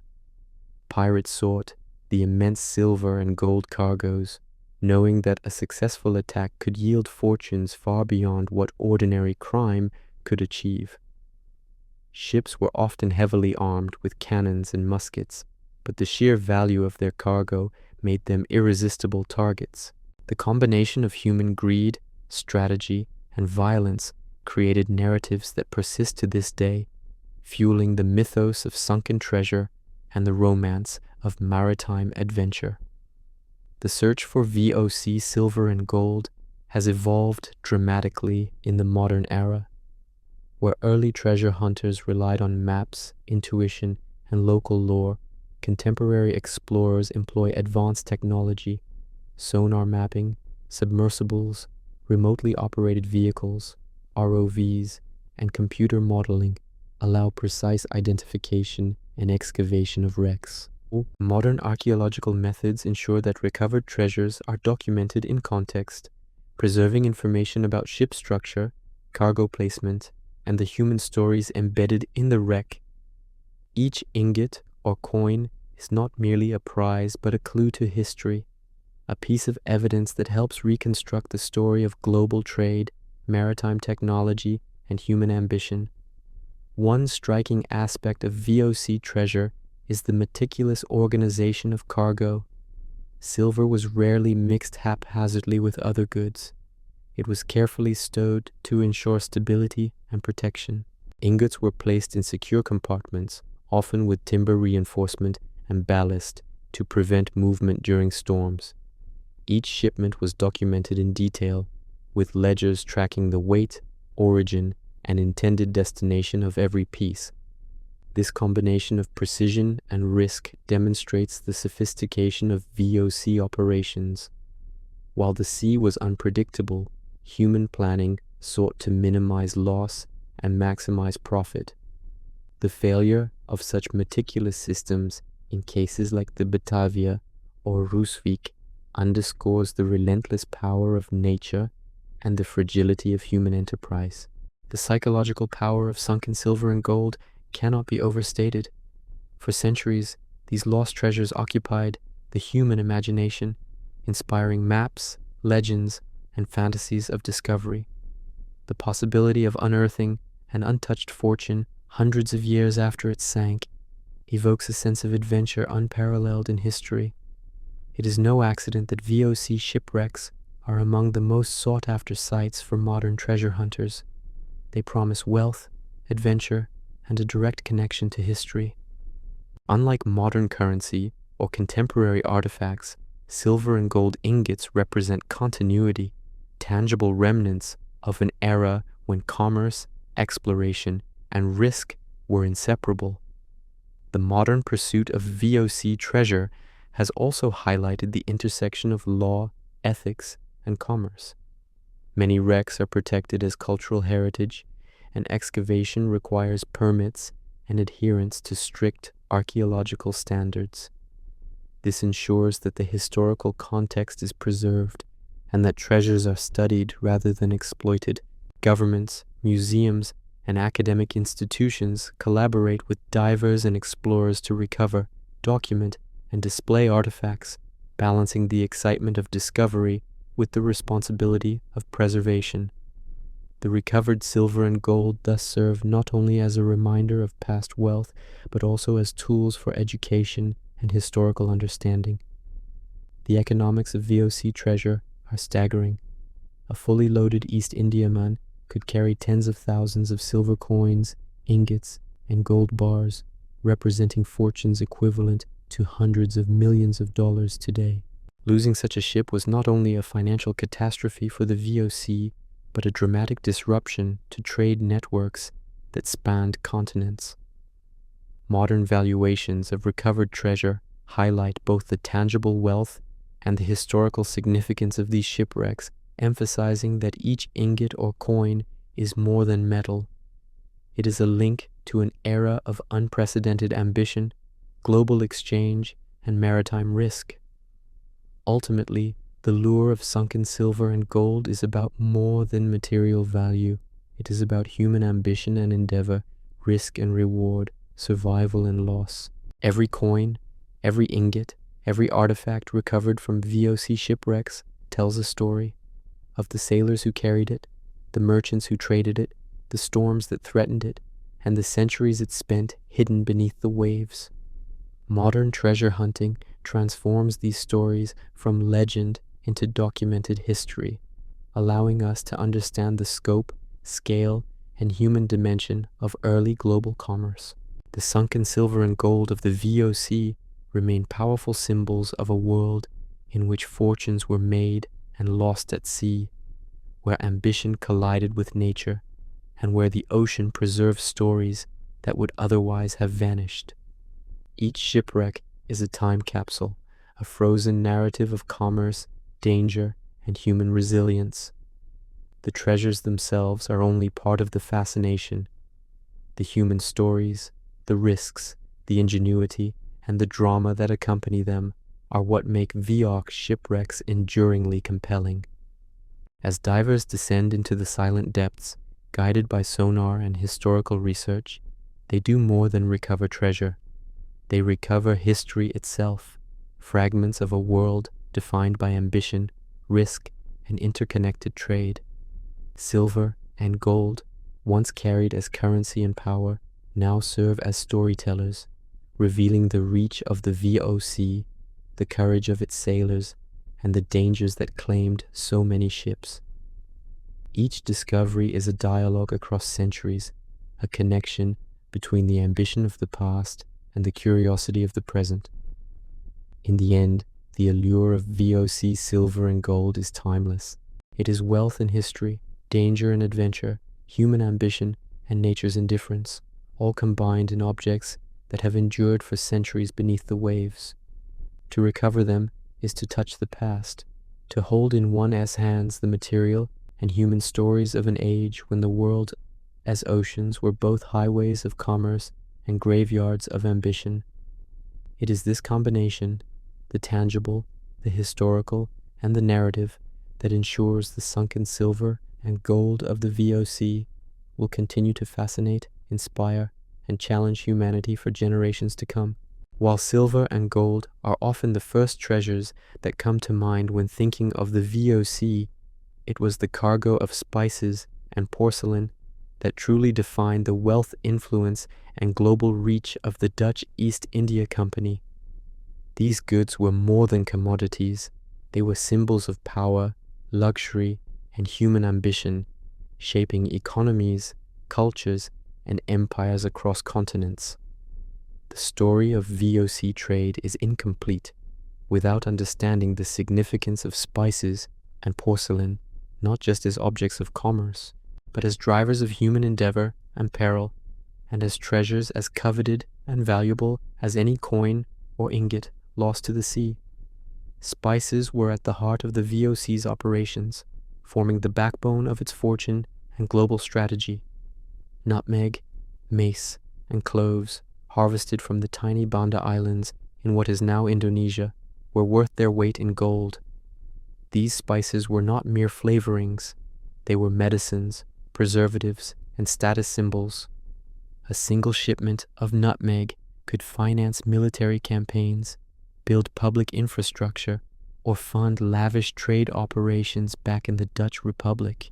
The demand for spices in Europe was insatiable, and the VOC sought not just to trade, but to monopolize production. Ships loaded with spice barrels became floating vaults, each container representing months of labor in remote islands, the dangers of sea voyages, and fortunes waiting to be realized in European markets. The preparation and storage of spices aboard VOC ships were meticulously organized. Barrels were carefully packed to prevent spoilage, often lined with straw and sealed to keep moisture out. Crew members below decks labored tirelessly, aware that the slightest negligence could ruin entire consignments. Storms, leaks, or even theft could destroy months of effort, so vigilance was constant. The value of these spices meant that VOC captains took extraordinary precautions. Convoys, armed guards, and careful navigation were standard practice. Every barrel of cloves or nutmeg was a microcosm of the company's global ambitions, a tangible link between the remote islands of the East Indies and the wealthy cities of Europe. Pepper, harvested from India's Malabar coast, was another cornerstone of VOC wealth. Its pungent aroma and preservation qualities made it invaluable, and controlling its trade was a strategic priority. Pepper was transported in sacks, carefully weighed and documented and stored to avoid contamination or loss. Unlike silver or gold, the value of pepper fluctuated with quality, scarcity, and market demand, making it both a high-risk and high-reward commodity. The VOC's meticulous records show the precision with which each sack was accounted for, emphasizing that these spices were treated not as consumables, but as investments of extraordinary importance. Porcelain, often referred to as white gold by contemporaries, complemented the VOC's spice trade in both economic and symbolic terms. Chinese porcelain, with its delicate glazes and intricate designs, was prized in Europe as a marker of refinement, taste, and social status. Each shipment of porcelain was meticulously crated, wrapped in straw, and stored to minimize breakage during long, tumultuous voyages.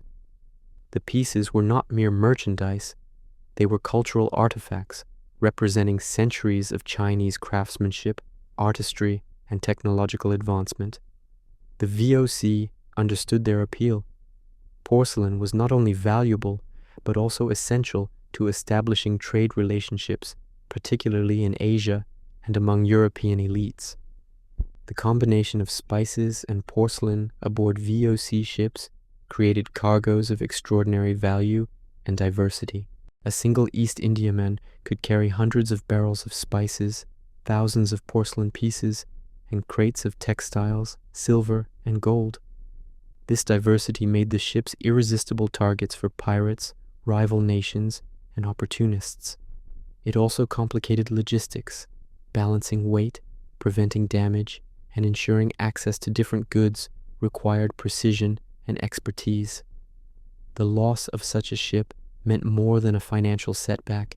It represented the collapse of months of labor, the disruption of trade networks, and the erasure of human effort spread across continents. VOC shipwrecks reveal the magnitude of these treasures. The Batavia, for example, carried not only silver and gold, but also vast quantities of spices and porcelain, each item representing both economic value and human endeavor. When it ran aground on the Abrolhos Islands, the cargo was scattered and lost, yet even centuries later, portions have been recovered, providing insight into the scale of trade and the organization of long-distance commerce. The recovered barrels of spices and shards of porcelain illustrate the intercontinental networks of the VOC. Spices from the Banda Islands, porcelain from China, and textiles from India converged on a single ship destined for Amsterdam and the elite markets of Europe. The human dimension of this cargo cannot be overstated.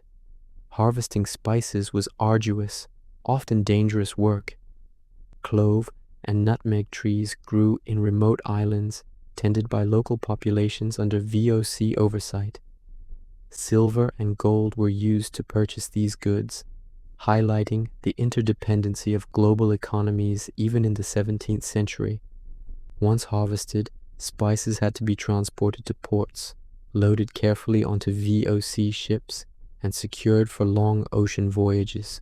Any disruption, storm, pirate attack, or mutiny threatened not only material wealth, but also the livelihoods of countless individuals, from farmers and laborers to sailors and merchants. The cargo was a testament to the human effort embedded in every shipment. Porcelain added another layer of complexity. Each piece was fragile, easily damaged by rough seas, shifting cargo, or human error. Crews had to exercise care, stacking crates in ways that distributed weight while protecting delicate items. This required intimate knowledge of both the cargo and the ship, as well as an understanding of the ocean's unpredictability. The very presence of porcelain alongside spices underscores the VOC's global vision. Its ships were not just transport vessels, but mobile warehouses of culture, commerce, and ambition, bridging continents and economies in ways that were unprecedented for the time.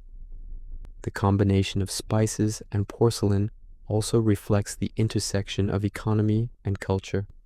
Spices drove European culinary and medical practices, influencing diet, health, and social status.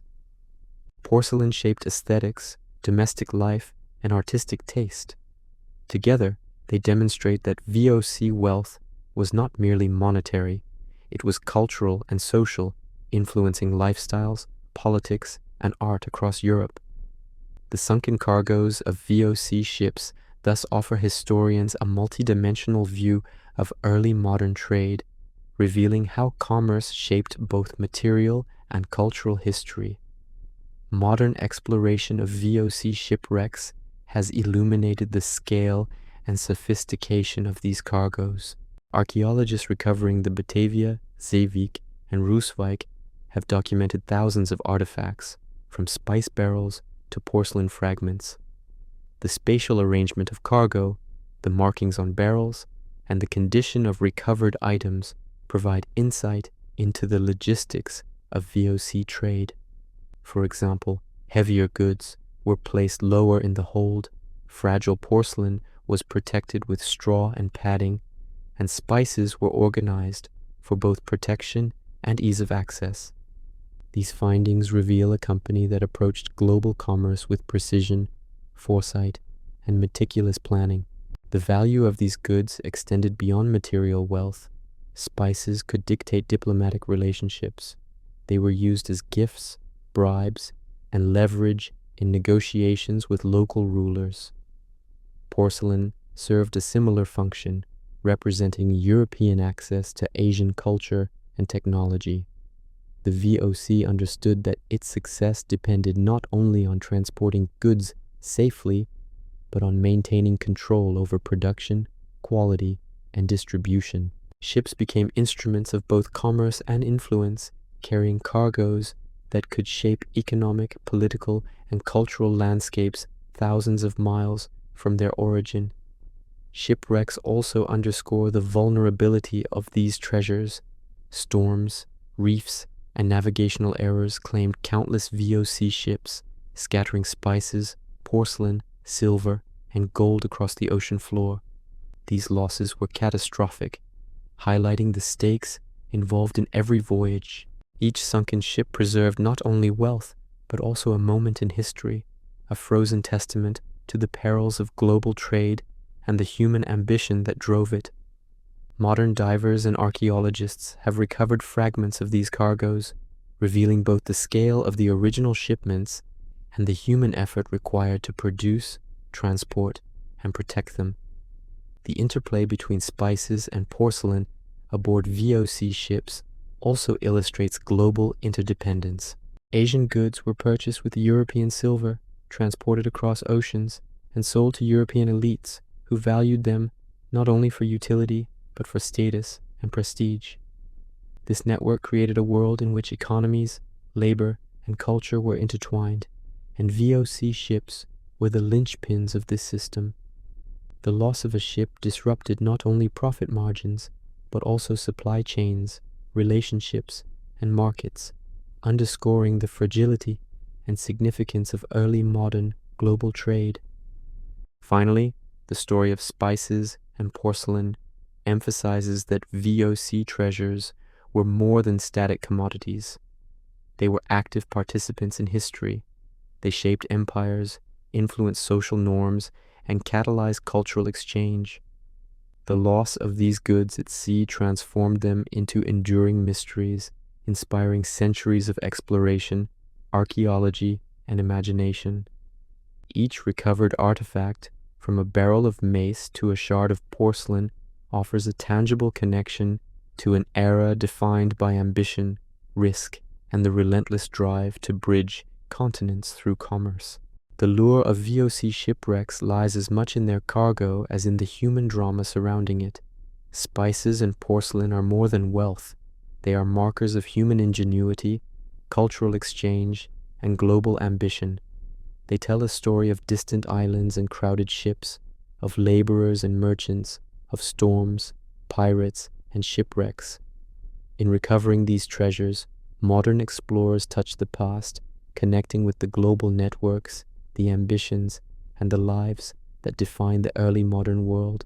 The VOC's sunken cargo reminds us that true treasure is multidimensional. It encompasses material wealth, human labor, cultural significance, and historical insight. Spices and porcelain, alongside silver and gold, were the lifeblood of the Dutch East India Company. They powered trade, diplomacy, and empire, while simultaneously shaping societies, tastes, and economies. To understand VOC shipwrecks is to understand the human ambition, global reach, and high stakes of early modern commerce, preserved in sunken barrels, crates, and fragile ceramics that continue to fascinate and inspire to this day. Every voyage of the Verenigde Oostindische Compagnie began with promise and ended in uncertainty. From the moment a VOC ship slipped its moorings in Amsterdam, Zeeland, or Rotterdam, it entered a world where survival was never guaranteed. These vessels carried extraordinary wealth, but they also carried men into one of the most lethal environments of the early modern world. The sea was not merely a route of commerce, it was a relentless adversary that claimed lives with indifference. Storms, disease, navigational error, starvation, and human conflicts stalked every voyage, turning the pursuit of profit into a gamble measured in blood and wreckage. The sheer distance of VOC routes made danger unavoidable. A round trip to Asia could take 18 months or longer, pushing ships and crews far beyond the limits of endurance. Sailors faced weeks of rough seas in the North Atlantic before even reaching the open ocean, where weather patterns were unpredictable and storms could last for days. The ships themselves, though marvels of engineering for their time, were wooden fortresses held together by iron bolts, tar, and hope. Constant exposure to salt water weakened hulls, corroded fittings, and strained rigging, meaning that every mile sailed increased the likelihood of structural failure. Storms were the most visible and immediate threat. VOC ships were massive and heavily laden, making them slow to maneuver. When gales struck, especially in the Indian Ocean or around the Cape of Good Hope, captains had little control over their fate. Waves towered over decks, Masts snapped under pressure, and sails tore apart like parchment. Water flooded holds, threatening to spoil spices, rot timbers, and shift cargo with catastrophic consequences. A single storm could drive a ship onto reefs or rocks, as happened to countless VOC vessels whose remains now lie scattered across the ocean floor. Navigation compounded these dangers. Accurate longitude measurement was still beyond the reach of 17th and early 18th century sailors. Captains relied on dead reckoning, celestial navigation, and incomplete charts, all vulnerable to error. A miscalculation of a few degrees could place a ship directly in the path of reefs or uncharted coastlines. This was especially true near Australia, Indonesia, and southern Africa, where currents and winds behaved unpredictably. Many VOC ships were lost not because of storms alone, but because navigators believed they were hundreds of miles from land when reefs lay directly beneath their hulls. The roaring 40s, powerful westerly winds in the Southern Ocean, were both a blessing and a curse. They allowed VOC ships to travel faster toward Asia, shortening voyage times, but they also exposed vessels to violent seas. Captains pushed their ships hard, knowing that speed could mean profit, yet every decision carried risk. Too cautious, and delays increased the likelihood of disease and spoilage. Too aggressive, and ships risked destruction. The ocean punished mistakes without mercy, and many wrecks were the result of calculated risks that went wrong. Disease was an even deadlier enemy than storms. Scurvy, dysentery, typhus, malaria, and tuberculosis ravaged crews long before they reached Asia. Scurvy alone could decimate a ship's company, causing gums to rot, wounds to reopen, and sailors to lose the strength to climb rigging or man cannons. VOC ships were crowded, unsanitary, and poorly ventilated, creating ideal conditions for infection. Fresh food was scarce, water spoiled quickly, and medical knowledge was limited. Sailors often died slowly, weakened by months of deprivation, their bodies committed to the sea without ceremony. Mortality rates were staggering. On some voyages, up to a third of the crew perished before reaching their destination. Replacement sailors were often recruited hastily in ports along the way, men unfamiliar with the ship, the route, or each other. This constant turnover eroded discipline and cohesion, increasing the likelihood of conflict, negligence, and mutiny. The VOC accepted these losses as a cost of doing business, calculating profit margins that assumed a certain number of deaths per voyage. Human life was weighed against cargo value, and ships sailed regardless. Food shortages added another layer of danger. Rations were carefully planned, but often inadequate for voyages that stretched longer than expected. Hardtack became infested with insects, salted meat rotted, and water turned foul. Hunger weakened sailors, making them more susceptible to disease and less capable of performing demanding physical labor. Desperation bred resentment, theft, and violence, particularly when officers maintained better provisions than ordinary crewmen. The strain of survival transformed ships into volatile environments where authority was constantly tested. Human conflict was an ever-present threat.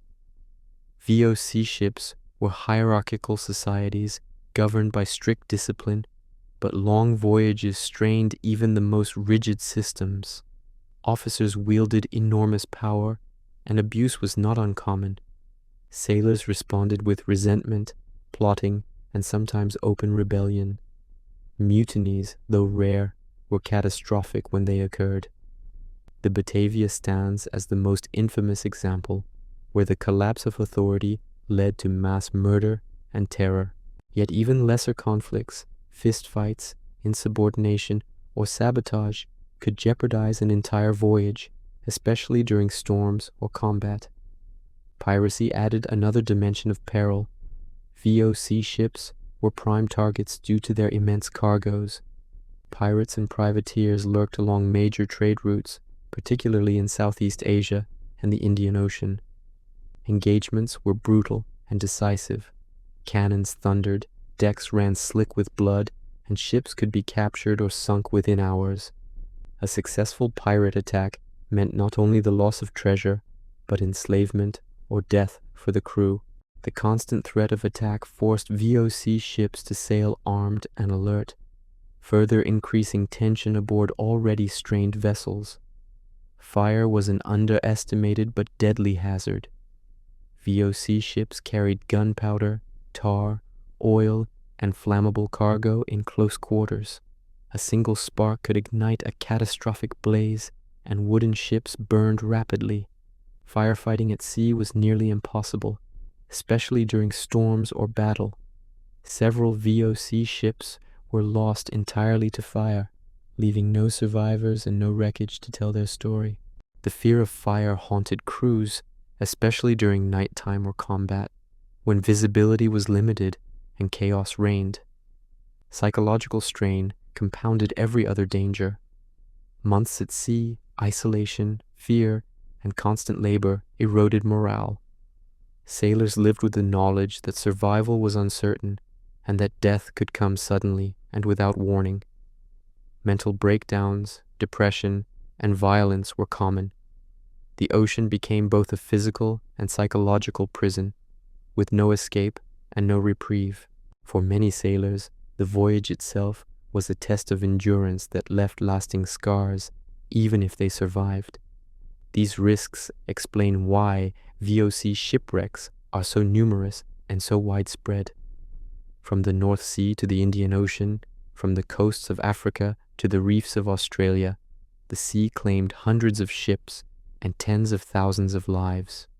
Each wreck represents not only lost treasure, but a convergence of dangers, weather, disease, navigation, human conflict, overwhelming even the most powerful trading company of its age.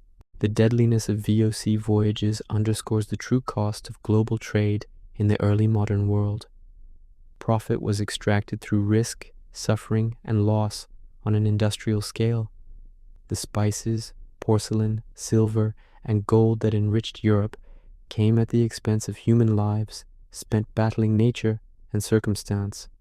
Shipwrecks were not anomalies, they were an expected outcome of an enterprise that pushed men and machines beyond safe limits in pursuit of dominance. Modern exploration of VOC wrecks reveals this reality with stark clarity.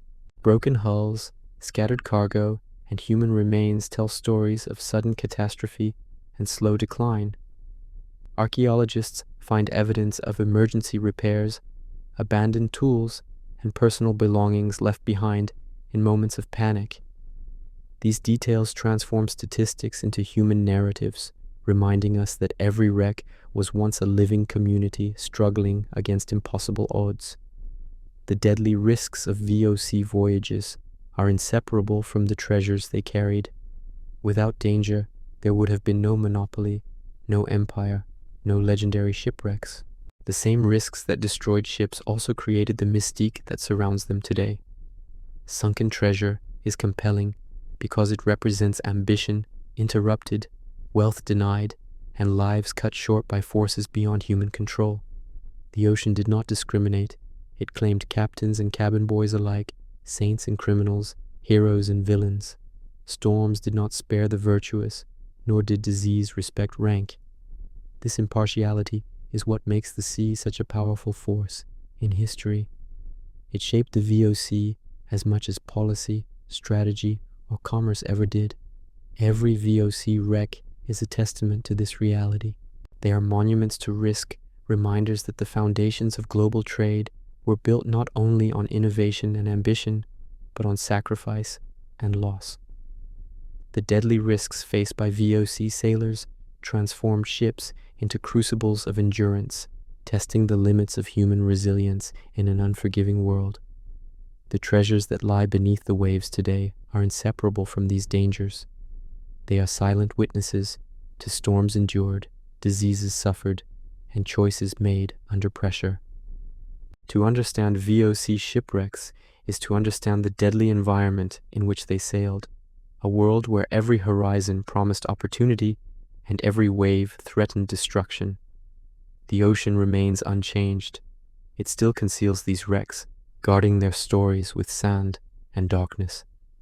And in that silence lies the truth of VOC voyages, that every fortune pursued was matched by a risk accepted, and that beneath the legends of treasure lies a history written in hardship, fear, and survival against overwhelming odds. The ships of the Verenigde Ostindische Compagnie were never meant to become legends. They were built for function, profit, and speed, designed to move goods across oceans as efficiently as possible.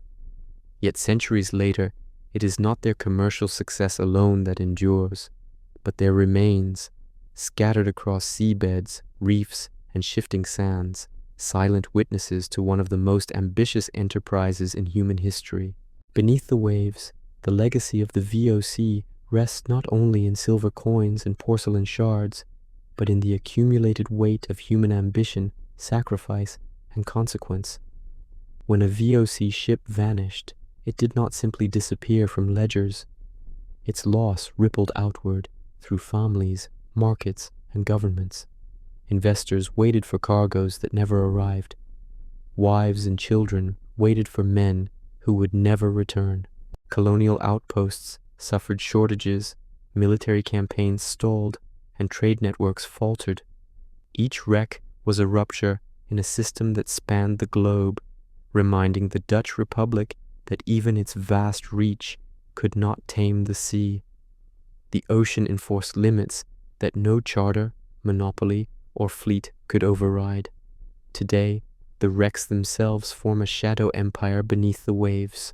Hundreds of VOC ships lie where they fell, some shattered violently against reefs, others preserved eerily intact under layers of sand. Together, they form one of the largest underwater archives of early global trade ever created. No written record captures this history as completely as the seabed does. Cargo distributions, hull construction, personal belongings, even the angle at which a ship settled, all of it preserves moments frozen in time, untouched by revision or rhetoric. What makes VOC wrecks uniquely powerful is the convergence of scale and intimacy. These ships carried the machinery of empire, silver to fuel trade, spices to drive markets, porcelain to shape taste. Yet they were also confined worlds where individual lives unfolded in close quarters. A single wreck might contain the tools of a carpenter, the rosary of a sailor, the shoes of a soldier, and the coin purse of a merchant. Together, these objects collapse the distance between global history and personal experience, reminding us that empire was built not by abstractions, but by people. The sea preserved what land often erased. While cities changed, archives burned, and borders shifted, the wrecks remained where they fell. Storms buried them deeper, coral grew over their timbers, and sand sealed their cargo. In doing so, the ocean became an unwilling archivist, protecting evidence of how the early modern world truly functioned. This preservation allows modern archaeology to challenge romanticized narratives of exploration and trade, replacing them with evidence of hardship, inequality, and risk. The legacy of VOC shipwrecks is inseparable from the human cost embedded within them. Tens of thousands of sailors never returned from VOC voyages. Many were young, poor, and expendable in the eyes of the company. Their deaths were anticipated, calculated, and absorbed into profit models. The wrecks expose this reality with uncomfortable clarity. They show us that the wealth accumulated in European cities was balanced against lives lost far from home, often without recognition or remembrance. At the same time, the wrecks testify to human resilience and ingenuity. Survivors built shelters from debris, navigated thousands of miles in open boats, and endured conditions that tested the limits of physical and psychological endurance. Even in disaster, people adapted, cooperated, and fought to live. This duality, exploitation alongside endurance, cruelty alongside courage, is etched into every VOC wreck site. The seabed does not judge, it records. Modern exploration has transformed these wrecks from forgotten losses into shared heritage. Archaeologists, historians, and conservators now approach VOC shipwrecks not as sources of loot, but as cultural time capsules. Each excavation is conducted with care, recognizing that once disturbed, a site can never be returned to its original state. This shift reflects a broader change in how history is valued, not merely for what it yields materially, but for what it reveals about humanity itself.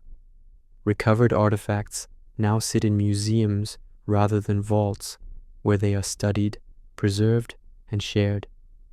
A silver coin is no longer just currency. It is evidence of global monetary flows.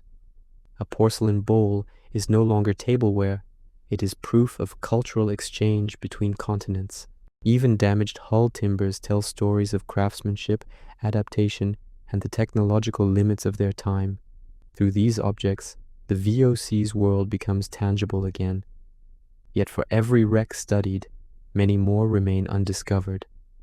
Vast stretches of ocean still conceal ships whose names are known only from missing entries in ledgers, if they are recorded at all. Some wrecks lie too deep to reach, others beneath shipping lanes or protected ecosystems. These unseen sites remind us that history is never fully recovered. There will always be gaps, silences, and unanswered questions, preserved beneath layers of water and time. The enduring fascination with VOC treasures is not driven solely by their value, but by what they represent. They are physical proof that ambition can reshape the world, but never fully control it. They demonstrate how interconnected humanity had already become centuries ago, bound by trade routes that spanned oceans. They reveal how progress and exploitation often advance together, inseparable and unresolved. In the end, the sunken treasures of the VOC are not trophies of triumph. They are remnants of risk. They speak of a world willing to gamble lives for profit, of oceans treated as highways without regard for their power, and of systems that thrived even as individuals suffered. The wrecks force us to confront the costs hidden beneath prosperity, and to recognize that global history is built as much on loss as on success. The sea continues to guard these stories with patience. It erodes iron, softens wood, and scatters cargo, yet it also preserves memory in ways no archive can. Every tide passes over these wrecks. Every storm reshapes them slightly, yet their essence remains. They wait, not for conquest, but for understanding. The legacy beneath the waves is therefore not just about the past. It is a mirror held up to the present. It asks how ambition is pursued, how risk is distributed, and whose lives are considered expendable in the pursuit of progress. The VOC's ships may be gone, but the questions they raise remain deeply relevant, and so the story ends where it began, not on land, but at sea. In darkness and silence, surrounded by sand and coral, the remnants of an empire rest. Silver dulled by centuries, porcelain cracked but intact, timbers slowly surrendering to time. Together, they form a submerged chronicle of human aspiration and limitation. The sunken treasures of the VOC are not merely lost wealth. They are lessons, preserved beneath the waves, reminding us that the ocean remembers everything, even when history tries to forget.